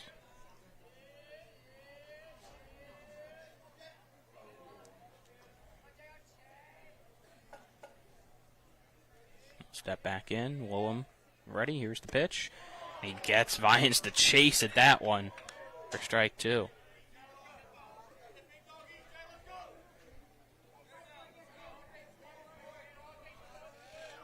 Woolham over 70 pitches. That's sent for a ride and down for a hit into left field on the 0-2 by Vians. Second single of the day. He's just been seeing the ball really well this week. With Martinsburg on Tuesday that we saw, and today, doing a great job in that leadoff spot. Now batting is Williams. Williams, a 2-for-2 day so far. Single and an RBI double. Williams pitch, he'll take. That's low for ball 1. See if Vines tests Woolham a little bit with his lead over at first. Yep, looking over at him now. Here's the 1-0. That can be a hard ground ball to Zimmerman, who bobbles it. Now fires it to first, and it goes wild. Trying to track it down is Hinchman, and once he does, heading to third from second base is Vians. Nobody covering home, but nobody going to test it. So 1 out, and runners on the corners now here for Hedgesville in the bottom of the 4th to bring up Vians, or Hedgesville's third base coach, caught that immediately. They might have been able to steal a run, but Woolham started to cover the plate. So that's the first error defensively of the night for Musselman. Now both teams with 1 error each.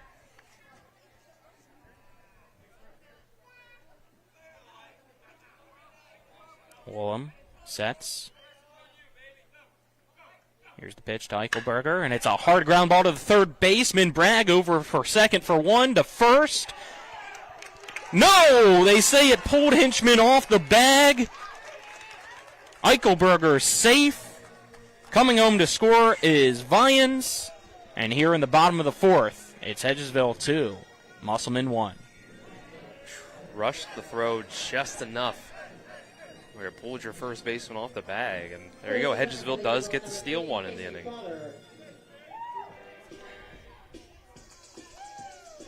batting, designated hitter number 28, Luke Utterback. Utterback now up to bat. The runner at first. And he'll take the first pitch for a strike.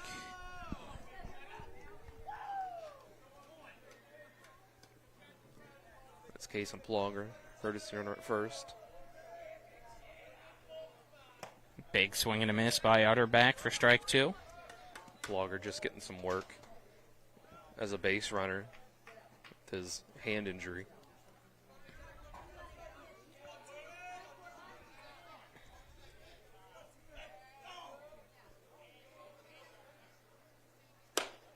And that's a swing and a miss. Strike 3. Down goes Utterback to end the inning. But Hedgesville able to put one run up, take a 2-1 lead here through 4 as we're headed to the 5th after this 1-minute break. This is EPAC Baseball here on TV 10 and WRNR TV on YouTube. Insurance companies like to play games. They say they're on your side, but they aren't. We have a team that can handle any curveball they throw. At Burke, Schultz, Harmon, and Jenkinson, you get a dedicated lawyer, and every case gets a team effort. So you get nearly 150 combined years of experience going to bat for you. And we like to win. Join the team that takes your personal injury case seriously. Burke, Schultz, Harmon, and Jenkinson. We play hardball. With 4 new car dealerships and 4 used car dealerships in 3 states, Parsons is the largest used car and fastest growing new car dealer in the tri-state area. Take Parsons Ford with huge savings on hundreds of new Fords, financing from 0%. Parsons' goal of financing for all. And Parsons' famous above-market trade-in allowances that help make Parsons #1 for used cars, too. See why so many won't buy anywhere but Parsons Ford in Martinsburg. We became #1 by making you #1 first. Parsons. We welcome you back here as we enter inning number 5, top of the 5th, brought to you by CMA's Martinsburg and Winchester dealerships. They're proud to be the owners who just care more. 8-9-1 batters due up for the Applemen, Moberly, Zimmerman, and Zimmerman, that being Nicky, then Wyatt, here against Mason McGill, who now is pitching with a lead here, up 2-1 for Hedgesville. Right. After last half inning, we get an errant throw on an attempted 5-4-3 fielder's choice, and Hedgesville gets to sneak one by, and Mason McGill would need 9 more outs without giving up a run to secure an Eagles win.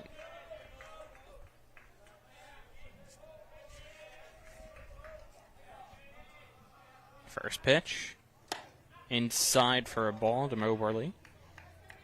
I guess we'll say it was a 5-4-3 fielder's choice on the end. It was the attempt at making it a double play. Right. The throw went up the line. Just barely, as this one just barely getting a piece of it. As Moberly, as he fouls it back, the count now 1-1. But hey, it started with an error. The lead to a run, and that right now, the go-ahead run. The rally can start anywhere.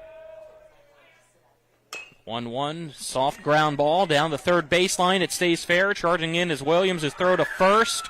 French bobbles. So, leadoff base runner here. As Moberly gets there, we'll have to wait and see if it's ruled a hit or an error. Probably will depend on whose game changer I'm looking at, and right now I believe I'm looking at Musselman's. As Zimmerman now up to bat. I do think that's a play that needs to be made if I were the one with the scorebook.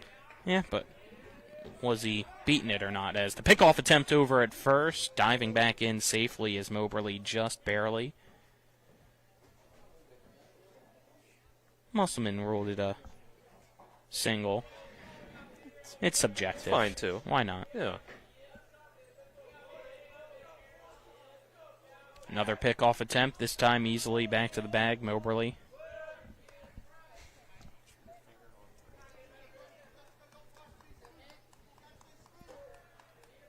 I don't know if I can go back to Hedgesville's to see what they ruled it or not. It's this one, a wild pitch that goes right off the backstop. Eichelberger scoops it up, but Moberly already 3/4 of the way to second, so he'll just eat it. Count now 1-0 to Zimmerman.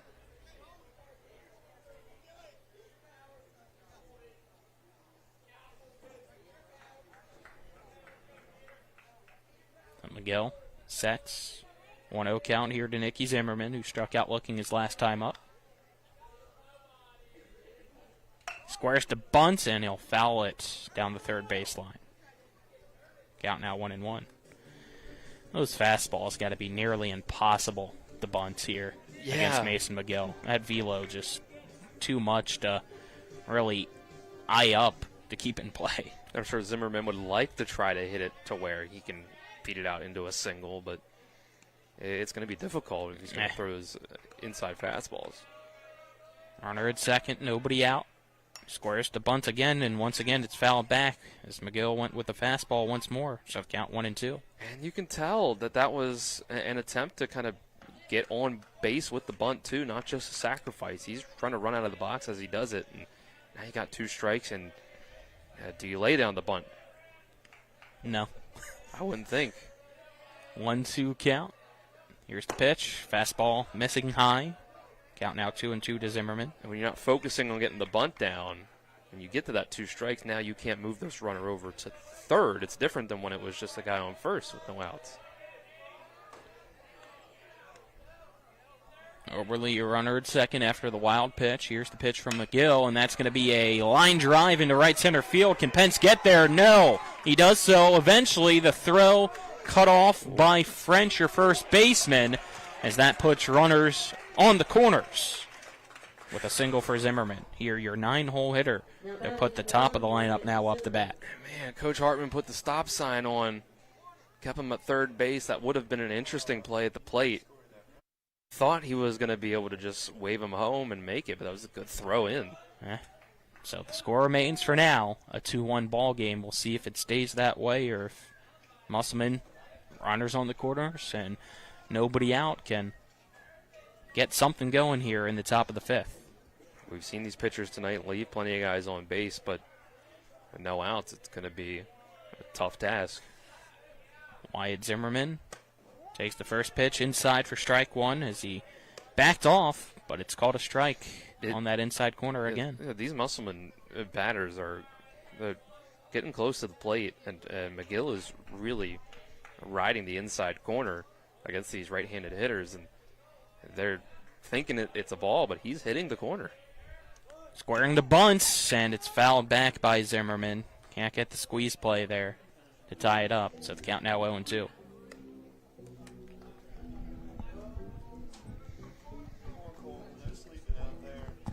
Can't be like the king of the squeeze play, Martinsburg, how they've been lately. It's hard to replicate how many times they've done it. 0-2 count, nobody out. Runners at the corners. McGill sets here against Wyatt Zimmerman. Zimmerman locked in. Here's the pitch, and that drills him. That'll load the bases with nobody out. Bring up Cosner.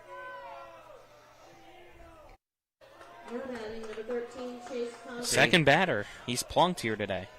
Yeah, dangerous time to be having this happen. We're going to get Coach Grove out for a mound visit. Good time for it. McGill now at 73 pitches here.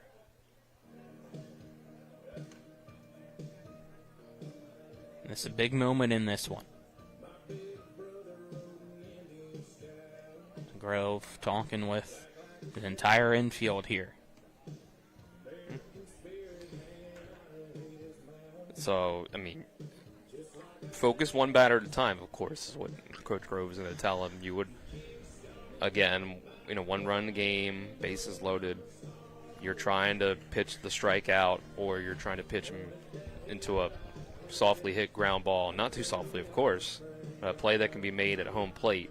That's what you're telling your infielders to. Come home, unless maybe you're right next to the bag and you can step on it.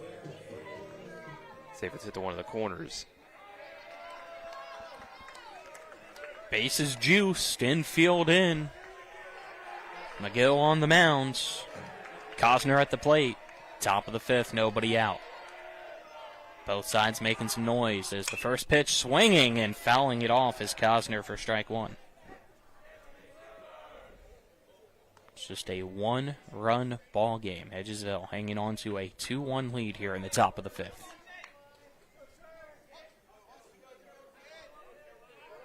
Cosner 0 for 2 already here tonight. As he calls time. Grounded out the third his first time up, and struck out looking his last time up in the third on 3 straight pitches.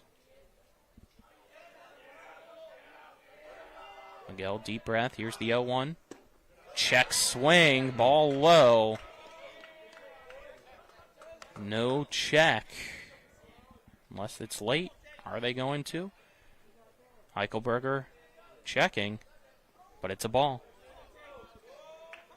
Umpire out in the field is at second at the moment. Yes. Not able to get the down the line view you would ideally get. 1-1 count. McGill sets, kicks, fires. Swing and a miss. Strike 2 to Cosner.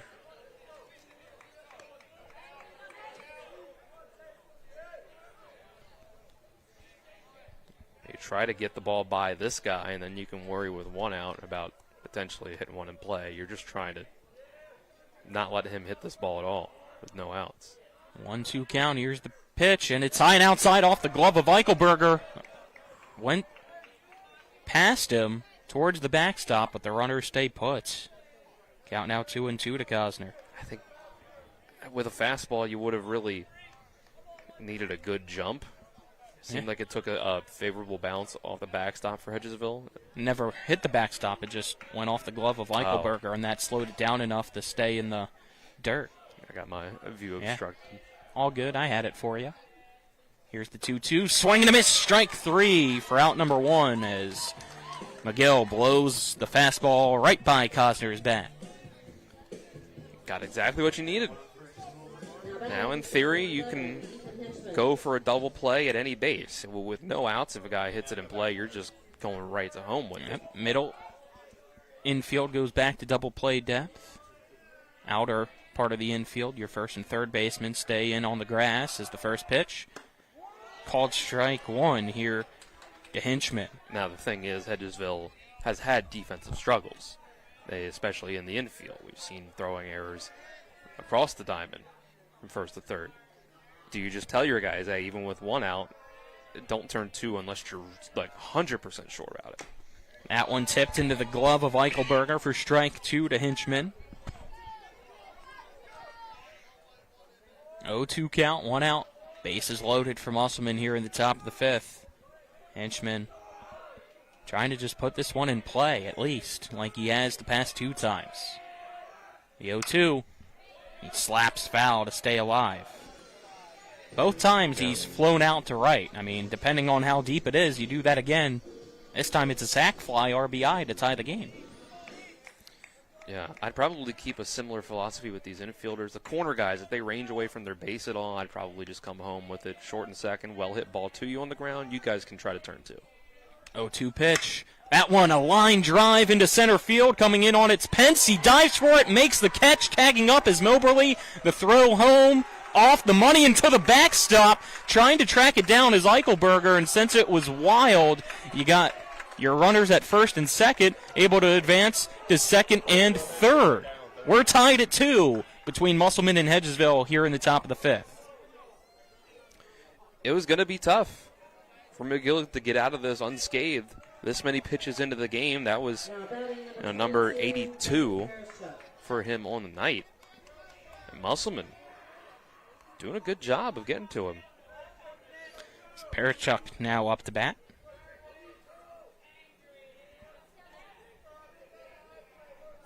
McGill sets. Here's the pitch. And that one fouled off the feet of Parachuk for strike 1.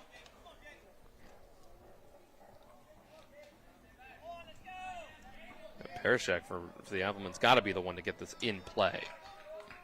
Not just at a fielder. This is maybe the best opportunity you'll have the rest of the night. Big swing and a miss. That's strike 2.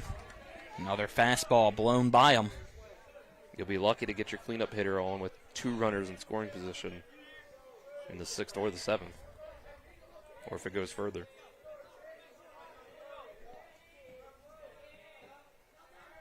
McGill sets, and Parachuk calls time.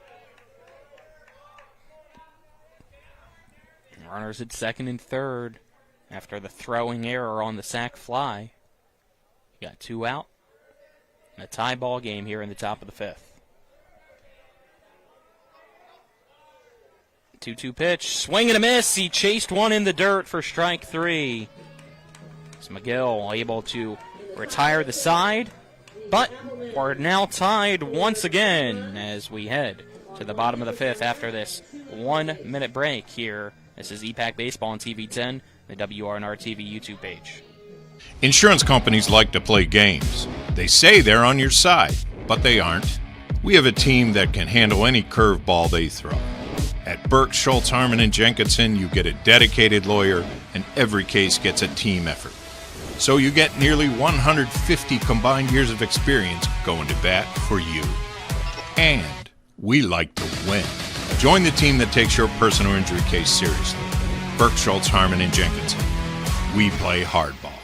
With 4 new car dealerships and 4 used car dealerships in 3 states, Parsons is the largest used car and fastest growing new car dealer in the tri-state area. Take Parsons Ford with huge savings on hundreds of new Fords, financing from 0%, Parsons' goal of financing for all, and Parsons' famous above-market trade-in allowances that help make Parsons #1 for used cars too. See why so many won't buy anywhere but Parsons Ford in Martinsburg. We became #1 by making you #1 first. Parsons.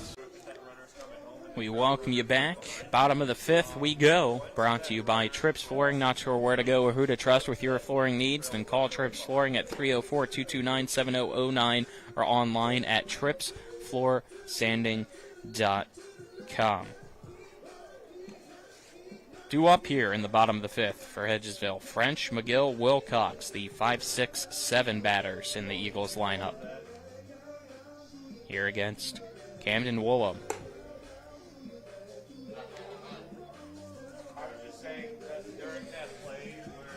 Willem, fortunately for him, got some run support back, tying this thing up.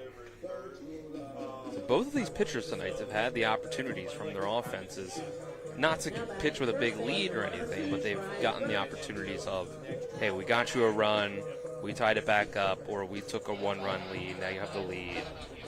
But both lineups are battling. It's been a great game so far here tonight between these two EPAC teams. As I mentioned at the start of the broadcast, it might not be a Friday night, but this has a Friday night feel with these two pitchers on the mound. Woolham ready here for this at-bat against French. It's this pitch outside for a ball. French 0 for 2 tonight, struck out looking his first time up in the first, and in the third he flew out the right. And he'll put this one way high into the night sky, into shallow center field. Second baseman Moberly gets underneath it to make the catch for the out.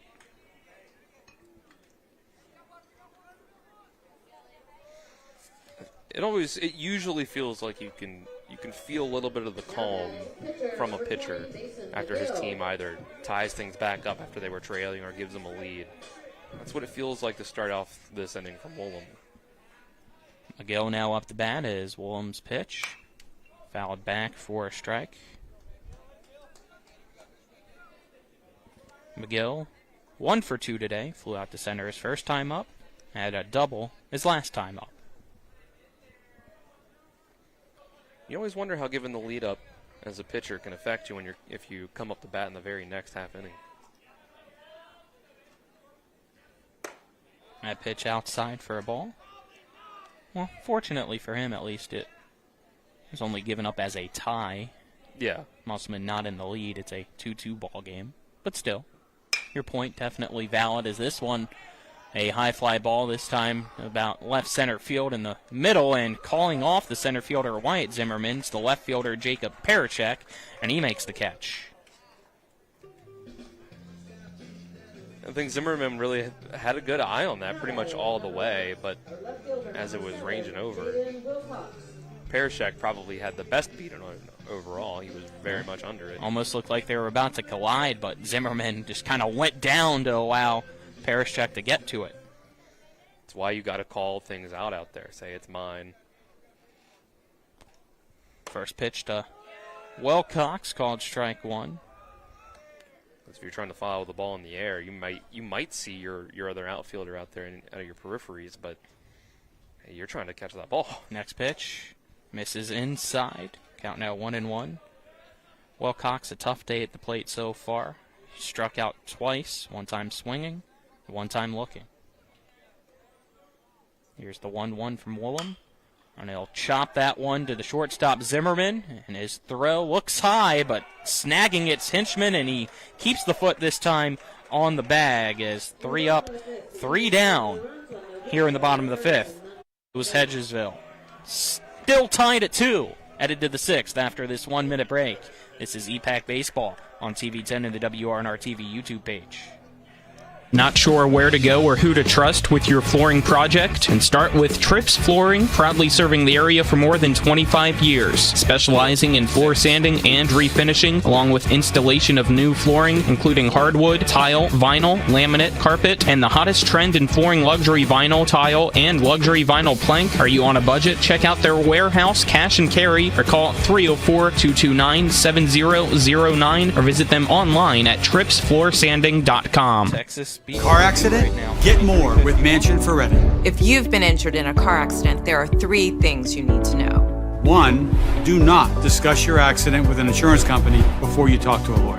2, on average, car accident victims with a lawyer get over 3 times more money than those without one. And 3, at Mansion Ferretti, if we don't win, you don't pay us, guaranteed. Car accident? Get more with Mansion Ferretti. 304-264-8505. We welcome you back here as we are at Hedgesville, headed to the top of the 6th, which is brought to you by Parsons Ford at 1400 Shepherdstown Road. Online at parsonsford.com. They became number 1 by making you number 1 first at Parsons. 2-2, our score through 5.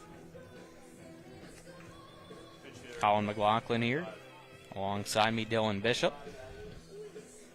It looks like we have a pinch hitter here for the designated hitter of Musselman to begin this top of the 6th. As now at the plate, number 25, Hunter Hall. Here against Mason McGill. And he'll call a time before he sees the first pitch. And you look at Stewart so far here today, he was 0 for 2. Both times fell looking via strikeout, so change. See if it makes sense. Well, overall it makes sense, but can a better product be delivered by Hall, I guess is a better thing I should say here. That pitch inside for ball 1. As we get late here, obviously these pitchers have thrown a lot tonight, but they're going to try to close this one out. So they're going to have time to get their rhythms back. And outside for a ball. The count now 2-0 here to Hall. And then this is a pitcher in McGill that's going to be tough to just come up to the plate cold against when you haven't faced him at all tonight. And a lot of batters, they need a bat to feel a guy out. When you are a pinch hitter, and you got to be able to face a guy right away. Yeah. McGill now at 87 pitches. 2-0 count here to Hall. That one at the letters and catches the inside part of the zone. Count now 2 balls and 1 strike here to Hall. And that feels like about the 5th time tonight that a Musselman batter has backed off at a strike that was on the inside corner. And well, there it goes again. Count now 2-2 here as McGill battles back out on the bump. That lefty coming into our righty, it just feels like it's coming at you. He's not throwing straight over the top, which is not. Hall calls time. McGill steps off. They both reset here to lead off this top of the 6th. The 2-2 pitch. Swing and a miss. Strike 3. Down goes Hall for out number 1. That'll bring up number 4, the third baseman, Cam Bragg. Looks like I see some throwing going on in the bullpen for Hedgesville, but I think it's a kid and an assistant coach or something. I don't see, or a JV player maybe, and another JV player, so. It might be. Yeah. Nothing worth substance is the first pitch here to Bragg from McGill with strike 1. McGill now above 90 pitches here. The 0-1. A line drive down the first baseline. Wood trying to get there, but can't do so. It's a 1-out single for Bragg.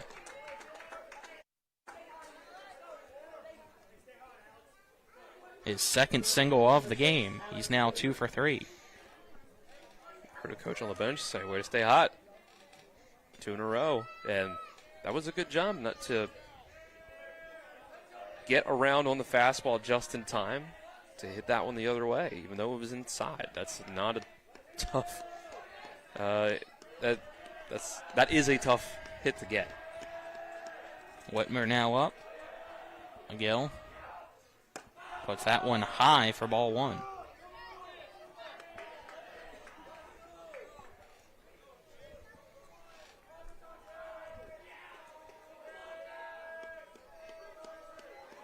Runner at first is Bragg. Trying to get the attention of McGill over there. McGill looks over, now sets, and blows a fastball by the swinging Whitmer. Count now 1-1.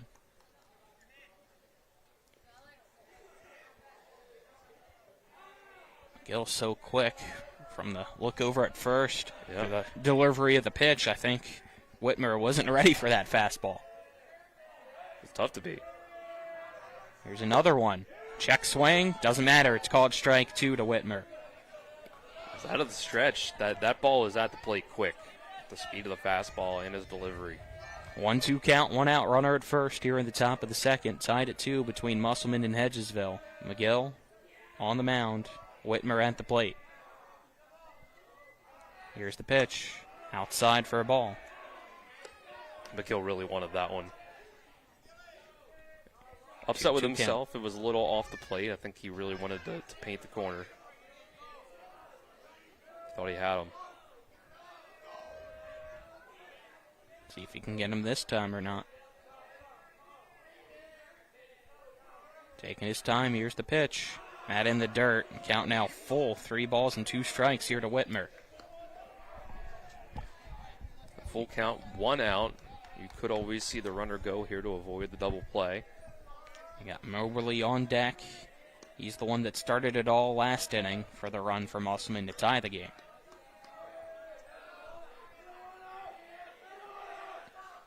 And that runs in, and was that the bat? Foul? Or, yeah, was it the bat? He's the bat signaling that it went off his hand. It was fair. Hedgesville trying to say it went off the knuckle of the bat. I think the umpires are going to meet with one another. It sounded like it at least hit some of the, maybe it hit his hand and the bat, but it sounded like it at least hit the bat. So we'll wait and see what the call is here. Big moment in this one. The count was full. 3 balls and 2 strikes. And they're going to say it was, in fact, the hands of Whitmer. So that is a hit-by-pitch ruling. 3rd one of the night for McGill. You got 1 out. Runners now at first and second for Musselman. It's Moberly up to bat. I think it's hard to really change that call after you've gone one way or the other with it. Especially with a 2-man umpire crew here today. Yeah. Like I said, it sounded like it hit the knuckle of the bat, but it always could have hit both. It could have hit his hand slightly first. It was really hard to tell. McGill on the mound. Now at 98 pitches. Pitch number 99 is fouled off by Moberly for strike 1.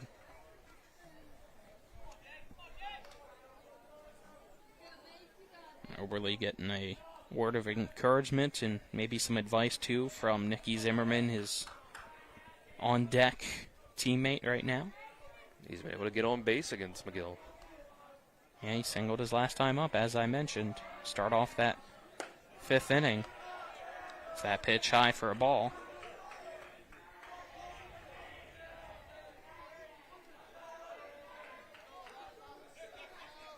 Infield corners in. Middle infield at normal depth for a possible double play here with 1 out to end the inning. McGill checks the runners. Here's the pitch. At a ground ball to third. Williams picks it up over to second for 1, and that's going to be it as Harding holds it instead of throws it to first. So 2 down, runners at the corners here with the fielder's choice.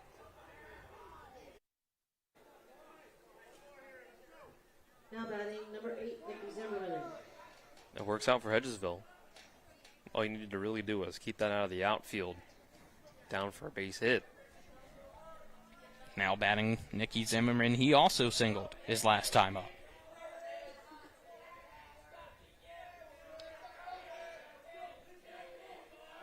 Miguel. Pitch just missing for ball one.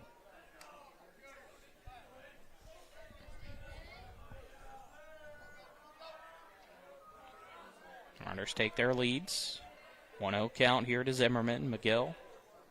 Next pitch. Called a strike. Count now 1 ball and 1 strike.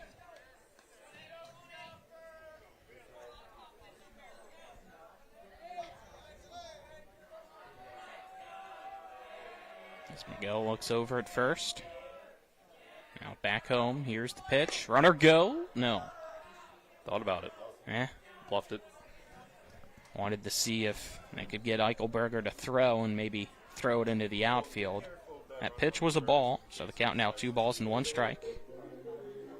And Eichelberger calls time to go out and talk with his pitcher here in Miguel, who's at 104 pitches now, so his night pretty close to being done. Yeah, Musselman has made him work big time. Getting into the bullpen was going to be huge for both sides.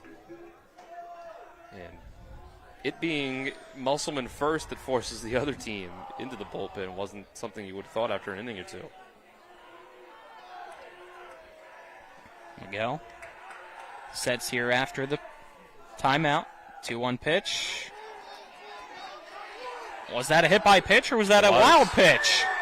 Runner comes home to score, and Musselman takes the lead. I don't think it's going to count. I thought they said that was a hit by pitch, so it should be a dead ball. Yep. Hit him on the leg. Yep, so that, it looks like, will be the official call here. Yeah. So another hit by pitch. This time, Nicky Zimmerman. So Zimmerman goes to first. Moberly to second. Still having to go back to third now will be Bragg, as Coach Hartman talking with the infield umpire about the call. And now Coach Grove wants to go out and figure it out as well. Or no, did they say he swung? Is that going to be the call? If he swung, it's a strike even if it hit him. Yeah, I'll go back and look at the replay.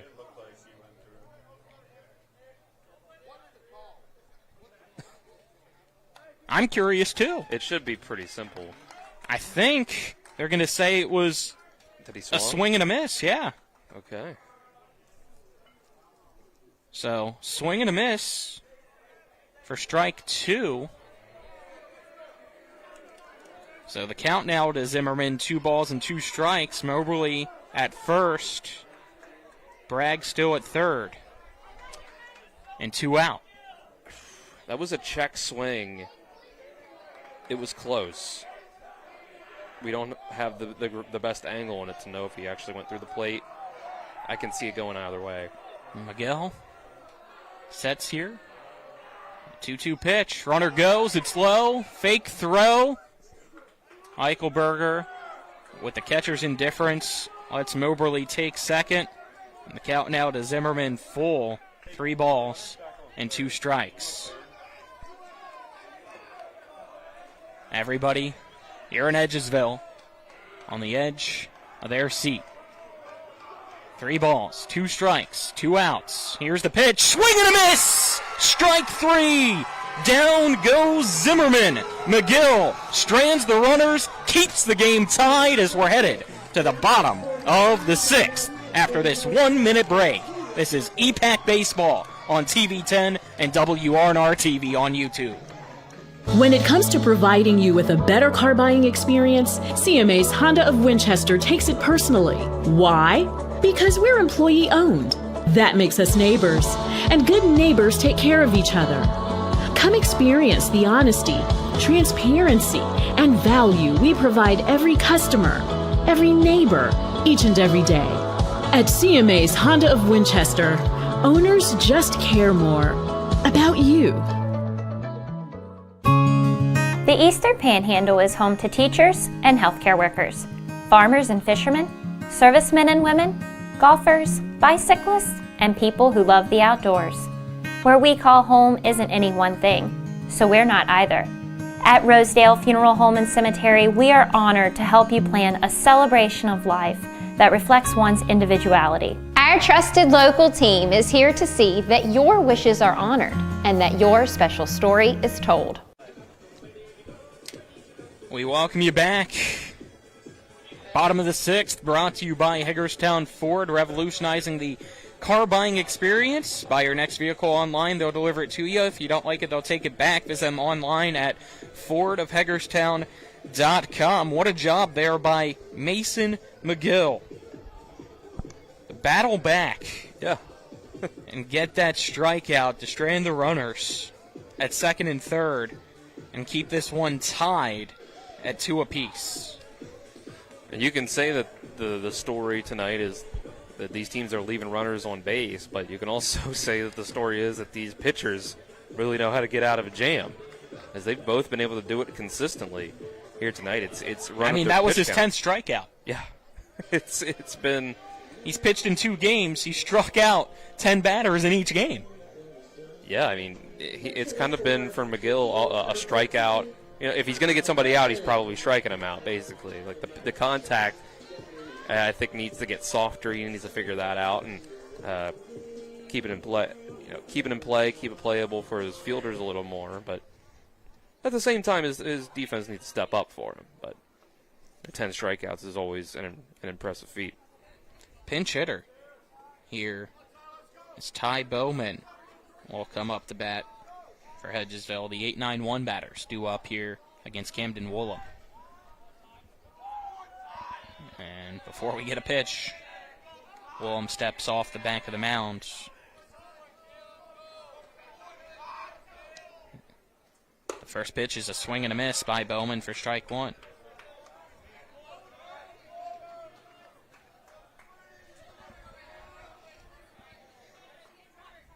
Next one, fouled back for strike 2. So Bowman in here for Wood, who had an 0 for 2 night at the plate, struck out swinging his both times up. Hey, you're running out of outs to work with, so you might as well, if a guy is 0 for 2 against the same starter that's still in, then see if somebody else can figure him out. Well, he hits it opposite field, down for a hit, and that's going to roll to the fence in the first baseline corner. Rounding first, heading to second is Bowman, and on an 0-2 count, he leads off the bottom of the 6th with a stand-up double for the Eagles. Huge. When your 8-hitter does that, one more guy flips it back over to Vines at the top, and Pence has been able to work through some stuff in the 9 spot. Flip the lineup over, get himself on base. This is the half inning that can cut down on the duration of the game for your guys. Because if you get that run now, you just need 3 outs next half inning. You don't have to come up in the bottom of the 7th. Clearly, you want it now. You don't have to worry about extras. Cam Pence now up to bat. First baseman expecting a bunt. Fastball by Woolham, high and outside. To Pence for ball 1. As you can see, Hinchman up about halfway up the first base side. Standing closer than your pitcher Woolham is, expecting this bunt. Here's another squared up, and that time it's fouled off by Pence. The count now 1-1. That looks like another one he should have held back on. Got a pinch runner out there as well here for Ty Bowman. Not sure if it was Wood that re-entered or if it's somebody else out there. Try to take the little jersey numbers on the back. Yep. 1-1 count. It's tough with the gold on gold. Yeah, that too. Squaring up the bunt, and that drilled him. It looks like he's okay. But when you're squaring up the bunt and you're looking straight at that fastball coming right at you, that's a very scary situation. You have to turn your whole body just to make sure it doesn't hit you in the face. Almost looked like it did, but must not have. think he flipped it around to the back of it. And Musselman's coach and Josh Hartman coming out to talk with the home plate umpire about something there. Not sure what. Maybe if it was that with him being squared around a bunt, if it was a swing or not. But we'll get a time called here as he wants to go about that. talk with Woolham and company. We did get to confirm. Tyler helped us out here in the press box that it was Wood re-entering. Looks like Game Changer says the same thing here. So shout out to our cameraman Tyler Strine here helping us out. Colton Musgrove as well. Hedgesville. Runners at first and second here in the bottom of the sixth in a 2-2 ball game with Musselman and nobody out.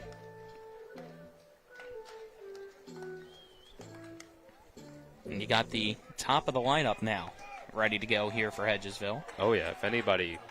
But they'll have to face a new pitcher, as it looks like the decision has been made for Camden Woolham's night to come to a close. So we'll step aside here for the call to the bullpen and take a 1-minute break and then return here on TV10 and WRNR TV on YouTube. Remember when you were a little kid and saw your first deer? Oh, how cute. As an adult, maybe you've had a different experience. Where'd that come from? Bambi mess up your dream machine? Call Cody's Auto Body today at 304-901-4777 and get the work done right the first time. Cody's Auto Body, 851 Wilston Street in Martinsburg, has a team of auto body professionals with a lifetime of experience putting your ride back together again, regardless of how it got that way. Cody's Auto Body. When will I be able to retire? How do I make the most of the money I have? How do I leave a lasting legacy to my loved ones? I'm Philip McCoy, financial advisor with the Mirius Group, a private wealth advisory practice of Ameriprise Financial Services Incorporated. Call us today at 304-263-4343 to help you make the most of your financial future. Our office is located at 1270 Winchester Avenue, Martinsburg, West Virginia. Ameriprise Financial Services Incorporated, member FINRA and SIPC. We welcome you back here as we got a pitching change. Jeep Ram of Martinsburg. Stop in, see him today at 48 Kelly Island Road in Martinsburg. Call 304-263-8821.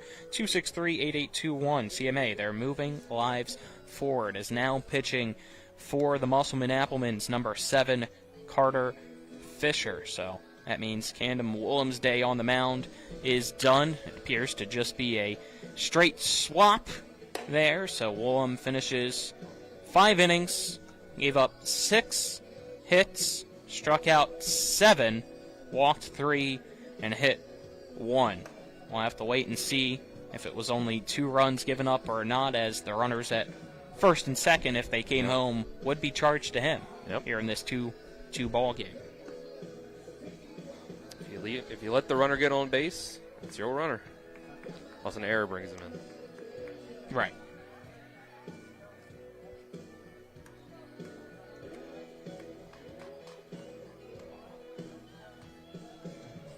Jay Vyans has a hot streak going at the plate.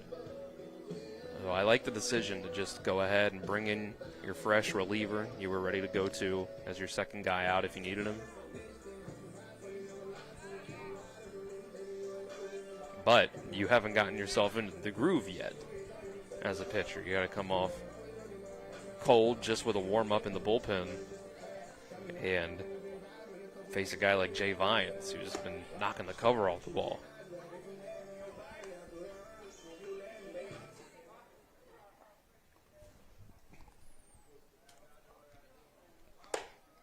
Looks like that might have been the last warm-up pitch here for Fisher as our home plate umpire dusts off home plate. Jay Vyans ready to go.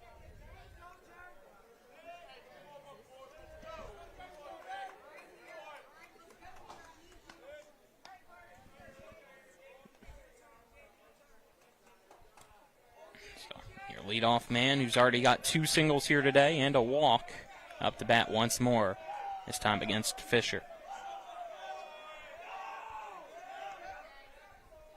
I'll take the first pitch. It's high for ball 1. It's a good eye. Obviously, when you first come in to the game as the pitcher, you want to try to get yourself in a rhythm throwing strikes, but Vyans is a guy that you want to pitch very carefully to. Don't want to give him something right down the middle. Out one way outside in the opposite batter's box is Cosner able to snag it, avoid a wild pitch. The count now 2-0 to Vians. He did technically have a base open here, but no outs, 2 runners on. You're not trying to just give that up. No. Time called here as Vians steps out of the box for a brief moment. These guys like Chris Williams and Eichelberger later in the order, utter back behind them, they're just as much of a problem. 2-0 count. Here's the pitch. That's going to be a hard ground ball. Scooping it up is Zimmerman. The throw to second for one. Over to first. Bobbled by the first baseman. Here's a throw home as catching him off guard is Wood, and he scores. Hedgesville takes the lead 3-2 here in the bottom of the 6th. Incredibly heads-up base running. Hedgesville's been good on the bases tonight. That second run they got felt like one that they nearly stole by heading home when nobody was covering at home, but then very shortly after was able to just sneak one out. And when you have great pitchers on the mound, that's all you need. Next runner for the Eagles is number 3, Mason Blogger. 6-4 fielder's choice. So Williams up to bat now, and you'll get a... Is that pinch runner you said at first? Yeah, Plogger. Plogger. It just means Vians will likely re-enter as the shortstop in the top of the 7th. I don't know. I see him over. Did he just walk to the bullpen? After That Tuesday? can't be right, yeah. How many pitches did he have Tuesday? To look at the exact number, but... Runner goes. No throw. Catcher's indifference. Plogger at second now. That ball 1 to Williams. I think Vians was close to 90 pitches on Tuesday. That would knock him out from pitchers right. That foul tipped. Count now 1-1. By the way, with those last plays there, the final line for Woolham, 5 innings pitched, 6 hits, 3 runs, 1 earned, 7 strikeouts, 3 walks, and the 1 hit by pitch. So that one popped foul and out of play by Williams. Fisher should just regroup, know that you did your job up on the mound just because the runner came across and scored. Don't get down on yourself. 1-2 pitch. Swing and a miss. That one in the dirt. It's bobbled by Cosner. He'll throw over to first. That's an out. Throw to third.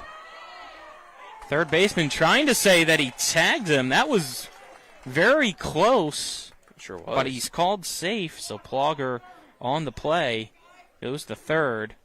And Coach Hartman wants to check with the home plate umpire to see if he saw anything differently.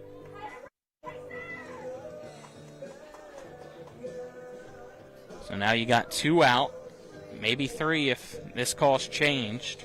If not, it will be Eichelberger up the bat. My first look at the replay thinks that at best, tie goes to the runner.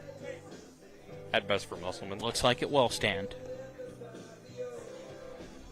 So runner at third, 2 out. Eichelberger up the bat here against Fisher.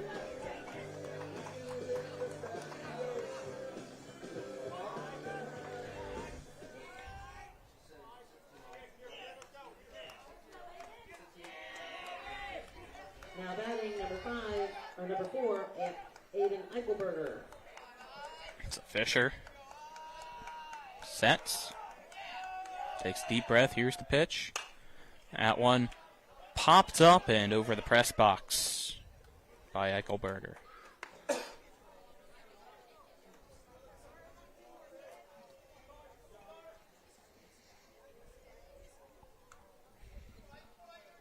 Silence here in Hedgesville. Everybody still waiting. What's to come, as that's a swing and a miss by Eichelberger for strike 2. On the edge of their seats. Yeah. Tension very high here in this now 1-run ball game as Hedgesville took the lead here in this bottom of the 6th. Go up 3-2 here against Musselman. 0-2 count. Fisher's pitch. Musselman wanted, and they don't get it. Count now 1-2. It's on that outside corner, the one that we don't our view gets blocked by the catcher a bit. Home plate umpire said it missed out. So we continue on here with Eichelberger's at bat. 1-2 pitch. Just getting a piece of it to survive is Aiden Eichelberger. He's fighting. Yeah. That's a very valuable insurance run over on third. He had a single his first time up, wind out to left his second time up, and his last time up had a 5-4 fielder's choice RBI. You can always manufacture 1 run, you get that leadoff runner on, but 2 runs, whole different story. This time he fouls it off to the third base side instead of the first base side.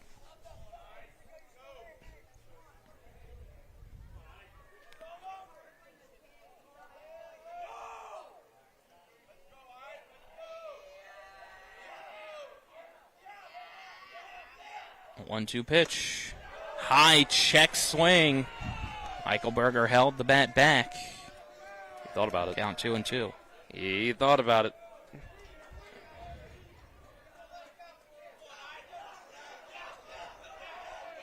Here's the 2-2 pitch. That way outside. Cosner slides over to get it in the opposite batter's box side of things. Count now full, 3 balls and 2 strikes. Now here to Eichelberger. This is a situation where you can be a little more cautious and say, okay, first base is open if I need it. Here's the 3-2 from Fisher. That one popped up once again over the press box and out of play.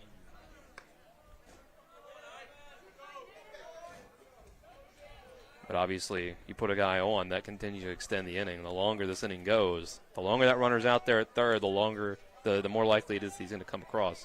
9th pitch of the at-bat here for Aiden Eichelberger against Carter Fisher. 3 balls, 2 strikes, 2 out. Runner at third.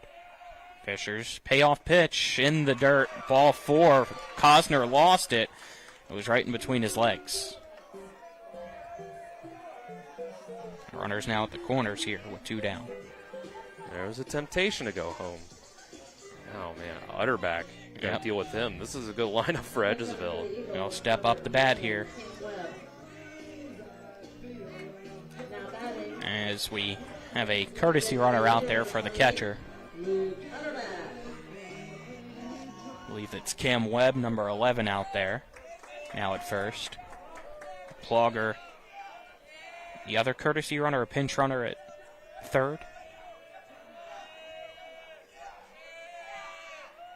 First pitch to Utterback. Called strike 1 on the outside part of the plate. Utterback has struck out twice and walked once. Next pitch. High for ball 1.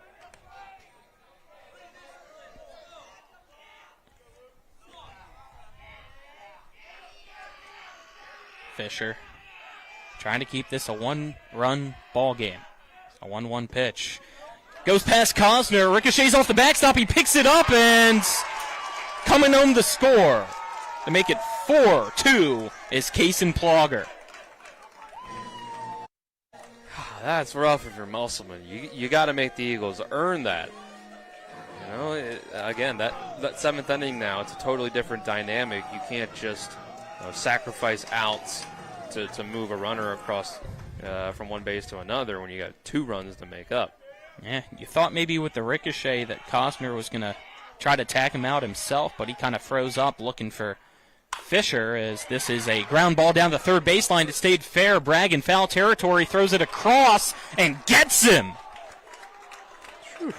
What a throw by Cam Bragg, but the damage all done here in the bottom of the 6th. 2 runs on 1 hit and an error. 1 left on base. 4-2 through 6. Hedgesville leads Musselman. They try to close it out here in the top of the 7th. This is EPAC Baseball on TV 10 and WRNR TV on YouTube. I pre-planned my funeral to make it easier on my family. They were relieved to know I'll get just what I want. My family actually thanked me for taking matters into my own hands. Turns out having this awkward conversation wasn't awkward at all. Pre-planning is my choice. There are certain things about me my family may not know. Now they won't need to guess. The choices are yours. The peace of mind is theirs. Pre-plan your funeral with Brown Funeral Homes and everything will be taken care of. Find out more online at brownfuneralhomeswv.com. Brown Funeral Homes, here for you.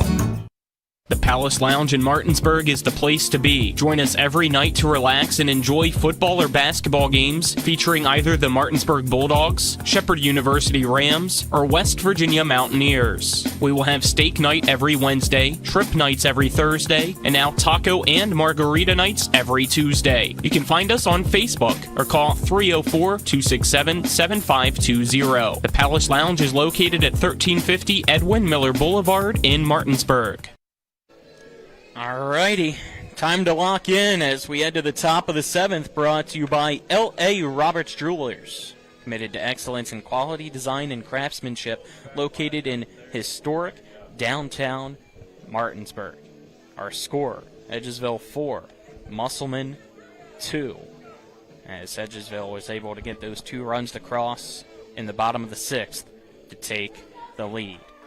And right now, Mason McGill still out on the mound as he'll face Musselman's top of the lineup here in the top of the 7th. At this point, you might as well let him ride. First pitch. Called strike 1. You may only Wyatt Zimmerman. You may only get a batter or 2 out of him, but you might as well get as much juice out of the squeeze as you can. Next pitch. Called strike 2 to Zimmerman.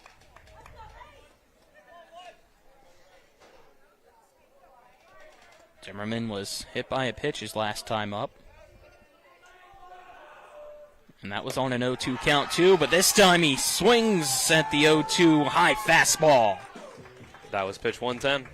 Yes, it was. 3 pitches, gets him right at 110. So McGill's night is done. 6 1/3 of the game through. So Eric Grove will go take the baseball from him. And we'll step aside and take a 1-minute break here for our pitching change. This is EPAC Baseball on TV 10 and WRNR TV on YouTube. I pre-planned my funeral to make it easier on my family. They were relieved to know I'll get just what I want. My family actually thanked me for taking matters into my own hands. Turns out having this awkward conversation wasn't awkward at all. Pre-planning is my choice. There are certain things about me my family may not know. Now they won't need to guess. The choices are yours. The peace of mind is theirs. Pre-plan your funeral with Brown Funeral Homes and everything will be taken care of. Find out more online at brownfuneralhomeswv.com. Brown Funeral Homes, here for you. The Palace Lounge in Martinsburg is the place to be. Join us every night to relax and enjoy football or basketball games featuring either the Martinsburg Bulldogs, Shepherd University Rams, or West Virginia Mountaineers. We will have steak night every Wednesday, trip nights every Thursday, and now taco and margarita nights every Tuesday. You can find us on Facebook or call 304-267-7520. The Palace Lounge is located at 1350 Edwin Miller Boulevard in Martinsburg. We welcome you back here as we get another pitching change. Brought to you by CMA Chrysler Dodge Jeep Ram of Martinsburg. Stop in, see them today at 48 Kelly Island Road in Martinsburg or call 304-263-8821 CMA. They're moving lives forward. As now on the mound, number 7, Jaden Wilcox. So Wilcox from left field comes in to pitch. And from the pitcher's mound to left field, it looks like goes Mason McGill. And what a night he had once again on the mound. Once I write down the swap here, I'll give you his final line for tonight's performance. So he put himself very much in the running for the possible player of the game here tonight. Yeah, this 6 game. 1/3, 5 hits, 2 runs, only 1 earned, 11 strikeouts. That was his 11th strikeout of the night there against Zimmerman to end things. Only 1 walk, but he did hit 3 batters. This game's been fun. It's been giving me, got a bit of a fever. Yeah. Coach Shan, I'm missing March Madness, and I've heard they're good games, but this is a great game, so I don't care. Like I said, I got the fever, but Coach Shanholzer over on the Hawks might have it too, because I think he's decided that the only prescription is more cowbell. I'm always down for more cowbell. Cosner now up to bat. 0 for 3 today with a pair of strikeouts to his name.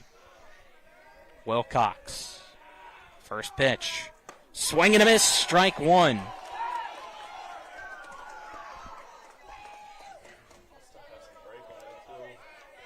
Oh, 1 count now. Here to Cosner.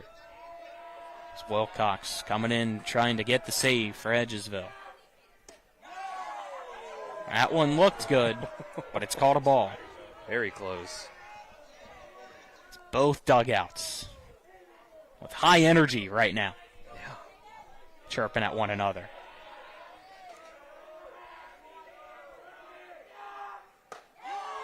Strike 2.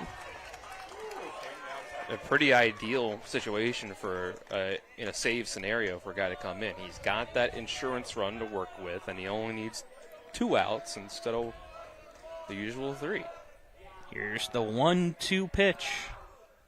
Outside for a ball. Count now 2-2. So even though you're facing 2, 3, 4 in the order, you've got a little bit of a better situation in terms of the other parts of this. 1 out already, nobody on here in this 4-2 ball game. 2-2 pitch. Freezes Cosner. He goes down looking for out number 2.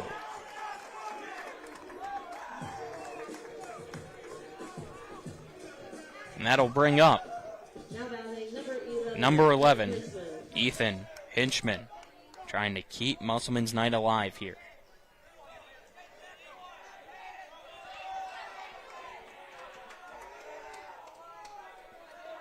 Wilcox sets. Here's the pitch. That's in the dirt for ball 1.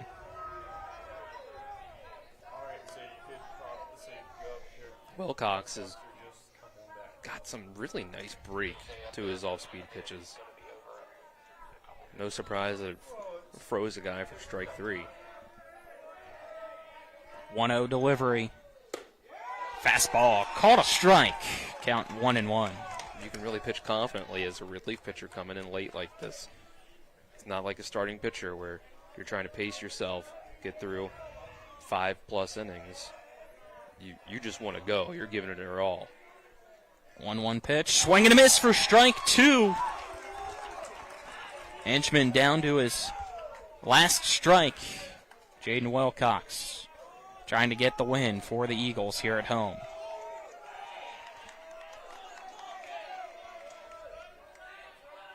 He likes the call from his catcher, Hayden Eichelberger.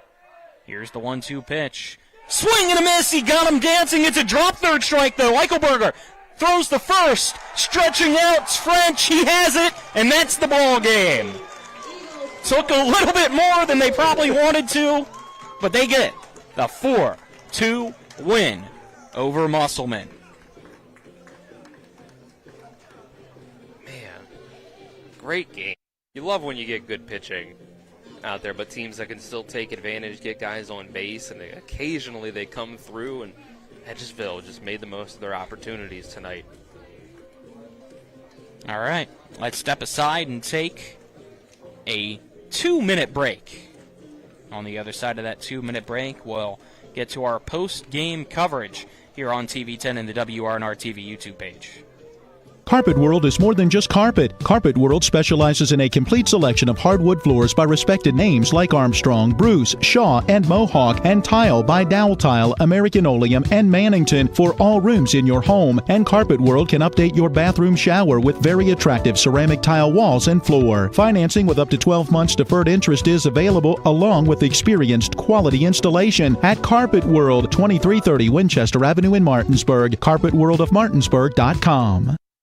With 4 new car dealerships and 4 used car dealerships in 3 states, Parsons is the largest used car and fastest growing new car dealer in the tri-state area. Take Parsons Ford with huge savings on hundreds of new Fords, financing from 0%. Parsons' goal of financing for all, and Parsons' famous above-market trade-in allowances that help make Parsons #1 for used cars too. See why so many won't buy anywhere but Parsons Ford in Martinsburg. We became #1 by making you #1 first. Parsons. The Eastern Panhandle is home to teachers and healthcare workers, farmers and fishermen, servicemen and women, golfers, bicyclists, and people who love the outdoors.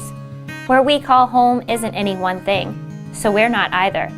At Rosedale Funeral Home and Cemetery, we are honored to help you plan a celebration of life that reflects one's individuality. Our trusted local team is here to see that your wishes are honored and that your special story is told. A DUI can be a life-altering experience. Put your future and well-being in the hands of someone who has spent 27 years defending citizens accused of driving under the influence throughout the state of West Virginia and hundreds of hours of training to be the very best for his clients in need.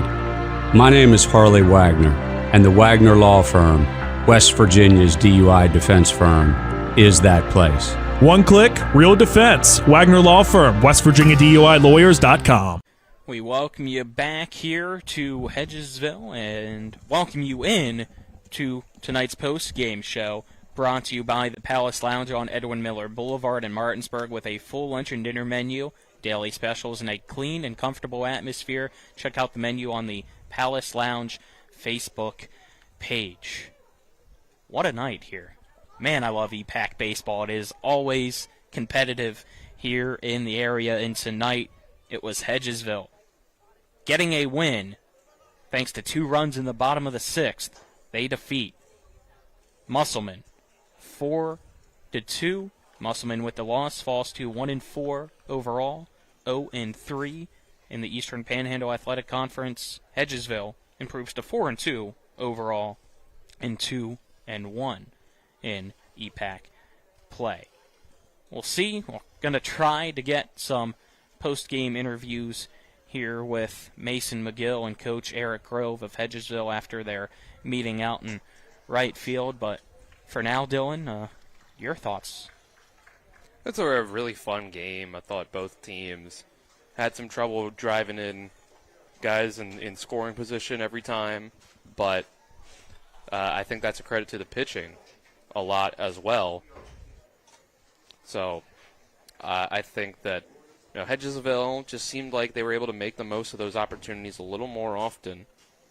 And for their trouble, you get a couple pass balls, a couple wild pitches, and eventually you're able to just eke it out in the end. You're going to manufacture a run here, run there. Eventually it opens up to where you get yourself a great insurance run, and then you can cruise through the 7th. Yeah, let's get our game scoring summary here, brought to you by the Mansion Ferretti Law Firm in Martinsburg, where it's about seeking justice for you. Go to wvjusticelawyers.com. Hedgesville came close in the first inning to scoring.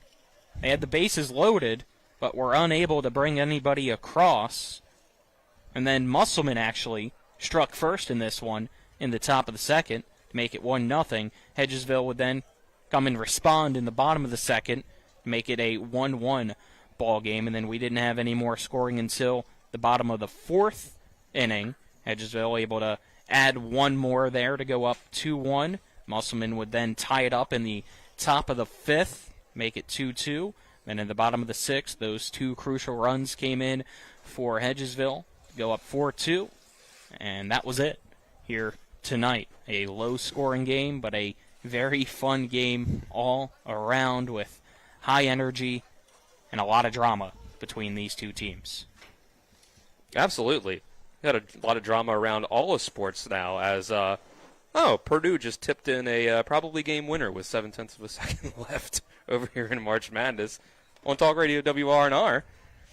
And, I think that everybody's maybe a little inspired by opening day today.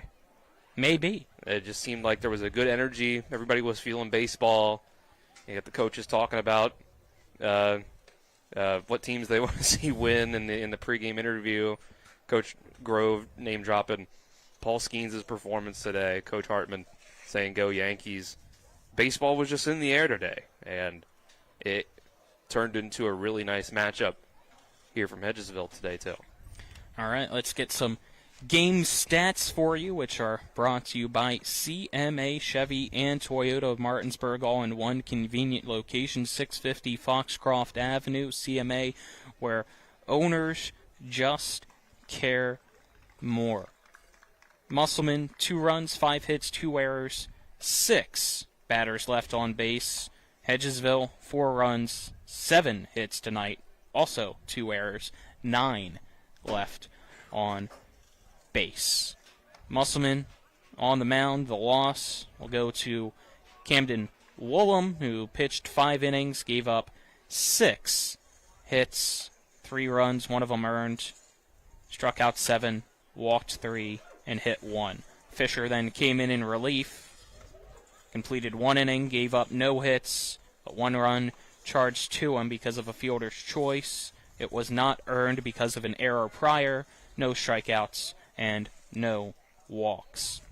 On the other side, your winning pitcher for tonight, Mason McGill, goes 6 1/3 innings, gave up 5 hits, 2 runs, 1 earned, struck out 11, walked 1, hit 3. Then Wilcox came in for the final 2/3 of the inning and struck out both batters he saw.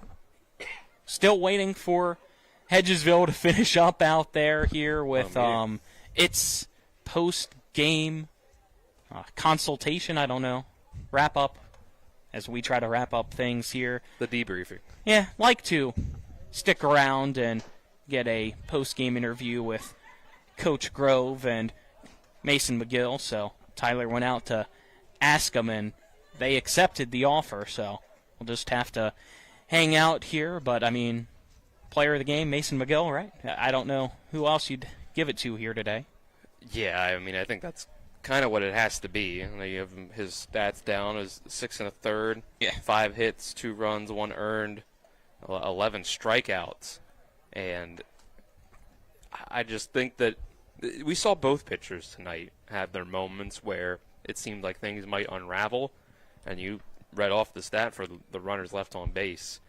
It was a lot of them for both sides, but McGill in particular was able to get out of the jam more often than not, only give up the 2 runs, only 1 to his record, earn runs. But, he was kind of, for a while, it seemed like, if I'm going to get you out, it's got to be a strikeout. If you're going to hit the ball, then you're going to be able to get on base, potentially. But he recovered pretty well overall, so I think you got to be pleased with it overall. Yeah, player of the game brought to you by Parsons Ford at 1400 Shepherdstown Road and online at parsonsford.com. They became number 1 by making you number 1 first at Parsons. We'll have more EPAC baseball for you to tune into and enjoy tomorrow, as tomorrow we'll have Jefferson for the first time this year on TV10 and WRNR TV on YouTube, as the Cougars host the Martinsburg Bulldogs in Shenandoah Junction. So make sure to tune in for that one. First pitch for the varsity game scheduled for 6 p.m. So we'll go live at around 5:45 or so for that one. Weather permitting, I think they're calling for rain tonight, so hopefully it's not too much to ruin the field over in Jefferson County. Also, a scheduling note: we will no longer be covering Saturday's double header for Martinsburg in the afternoon against Myersdale. So, schedule subject to change. That's one of our changes. There will be more to come here in the future, trying to figure some things out here for Talk Radio WRNR and TV10 when it comes to sports right now. We'll leave it at that. We're going to revise the schedule. We'll put out a new version of it at some point soon. Yep. And we'll go from there. Just waiting here. I think Coach Grove is kind of on the way up. It seems like unless he gets stopped along the way, you know. He's the coach, so parents, as he walks by here to the press box, probably stop him and say something, but I'm hearing some footsteps up now, so. All right, so just wait here. And Coach Grove. There you go. We summon him, and he finally is here. Coach, ears good? Got us? Sir. All right, congrats on the hard-fought win here tonight. Long time there talking with your team. Kind of just give us a, I guess, short version of what you were I don't want to keep thinking you on there. here all night. Exactly. You know, I guess when you look at games on your schedule, you expect certain things, and when they don't go that way, you got to have a little bit more of a learning experience. Whenever our kids start to understand that every EPAC opponent is really tough, and if we don't play our best every game, we're probably not going to win, then we'll be all right. But the hunger is not always there, and the selfishness is there sometimes, and that's what we got to get out. Like we are talented. We can't just pick our spots and be front runners, though. We got to battle, and we've done that last couple of games because really, you know, a lot of people probably think took you to the bottom of the seventh last night to win, but it's you know, we are definitely have some moving parts, and it's not the same team I've had. So proud of our guys still, and you know, to go 3-0 in a week is good, especially against who we played. It seemed like both teams tonight had their moments where things could have unraveled, but the pitchers were able to get back in it. Mason McGill up on the mound. We'll talk to him after we talk to you, our player of the game. He had his moments where he had some guys get on base, but he was able to keep him stranded out there. You know, how did you feel about his performance on the mound? What you talked about with him when he gets in those moments, maybe when you go out there on the mound to visit? When there was less than 2 outs a couple of times, he struggled to have his put-away pitch, but then we really, really, really needed it. He got it. He got big strikeouts. I don't know how many of them were actual put-outs with runners on second and third. Probably not very many. He found his best stuff when he needed to, which is why he's a great player. And I think in general, you know, our guys rally around when he's throwing strikes. It makes the game a lot easier. And we did make a few defensive plays, so you know, it's a credit to our team and credit to him for keeping us in it when it was tough. Offensively, you were able to score 4 runs. It was enough. Runners left on base, though, 9 here tonight, especially there at the start. You got the win, though. That's what matters. But moving forward, how do you want your team to better approach things offensively? I mean, that's been all year. We've struggled to get runners in a scoring position. I mean, bases loaded, know how to start the game and not score is atrocious. And, I mean, I can't. There's no other way to put it. We've done it a couple times, too, which is even worse. I think those things will come when, you know, the expectation isn't I have to be perfect. I have to do what the situation requires. And look, at the end of the game, you got we had a sub come in, get a big double. Ty Bowman got a big double, and then the guy comes back in for him and is selfless enough to do the right things on the bases to score that run. And then we got arguably our best player sitting the bench, but hey, I'm going to get pinch run in this spot, and then he's able to score. He got a great jump. Like, little things matter in this game. You're not always going to be perfect, and you're not always going to be super talented, but you compete and you battle like that, you win games. Pretty much covered what I was going to ask in another question there. So. All right. Thank you for the time, Coach Eric Grove here for Hedgesville. We'll have you switch out with tonight's player of the game and Mason McGill out on the mound. Another great performance for you. Thank you for joining us here. Congrats. Just your thought on how you did on the mound for starters, I guess. Well, first of all, I'd like to give all my glory to God. He has put me in good positions that some people, you know, have a tough time getting out of, especially having rocky starts to seasons, you know, going to church and, you know, just staying to my Bible, you know, keeping it simple up there. It helps a lot, you know, keeping a clear mind and just taking one step at a time. You've had some moments tonight that you had to do that, let some runners on base, but you're able to get guys stranded. What do you kind of go to when you're in those moments where you say, I kind of have to have it here, I gotta strike this guy out, can't let him even get one in play? What are some of those moments where all right, I need something here? What do you kind of think in your mind? So, you know, if you can tell, you know, I just go back behind the mound, think to myself for a minute, stay clear, try to stay clear-minded, take a deep breath. You know, you got to think that, you know, you got your guys behind you, so you don't need to do too much, and you just got to trust and let things go and let it flow. 11 strikeouts here tonight. Last game you had 10. what do you feel like, I guess, out there in those situations you're going with time and time again to just put guys down? Simple as that. Just trusting my coaches and calling in the pitches. Like I said, I don't go out there and do too much. I just throw the ball, work my way around the batters. A lot of studying, because you play these guys so long, you kind of start getting that, what they like and what they can hit. Just building muscle memory and just going out there and just throwing the ball. That's all I can say. Yeah. Still with that performance, so what do you feel like are some of the areas that you still want to improve on as the season's going to go on? Definitely cut down the amount of pitches. Like the first inning, I started nice, and then we kind of fell behind, but I didn't. I tried to let my mind not go to that place. I try to stay calm. Just working on different things. Mechanics could be out of line, not thinking straight, anything like that along those lines. Well, you pitched 110 pitches here tonight. It's late into March. Only your second start. You reached your max. How are you feeling after that? Not too bad. Shoulders is tight a little bit. That's what ice is for, right? Yes, sir. I feel worse tomorrow, probably. Yeah. At least he's not our age yet. A lot of running tomorrow. Yeah. So, all right. What's your hope for the team as a whole here moving forward after this week?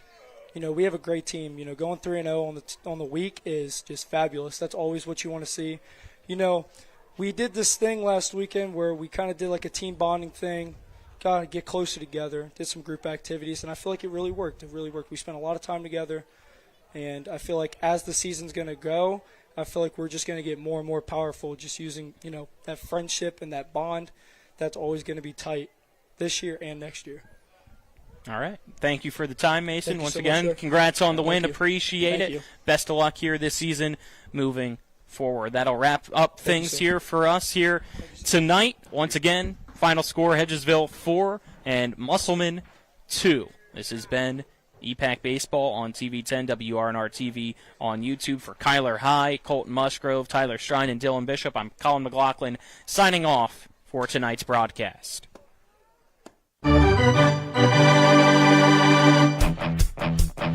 You've been listening to West Virginia High School Baseball. Today's game broadcast has been brought to you by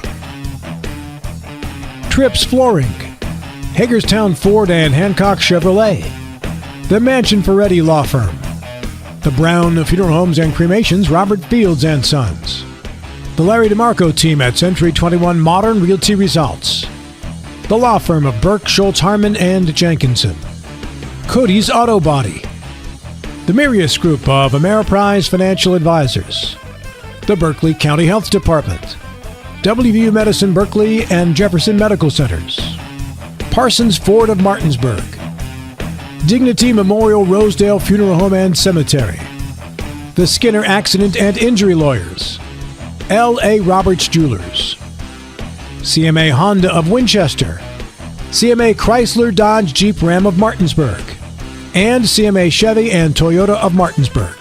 For the continued excitement of high school, college, and Major League Baseball, keep it tuned to FM 106.5, AM 740, Comcast Cable Channel 10, and online talk radio WRNR.com. All rights reserved.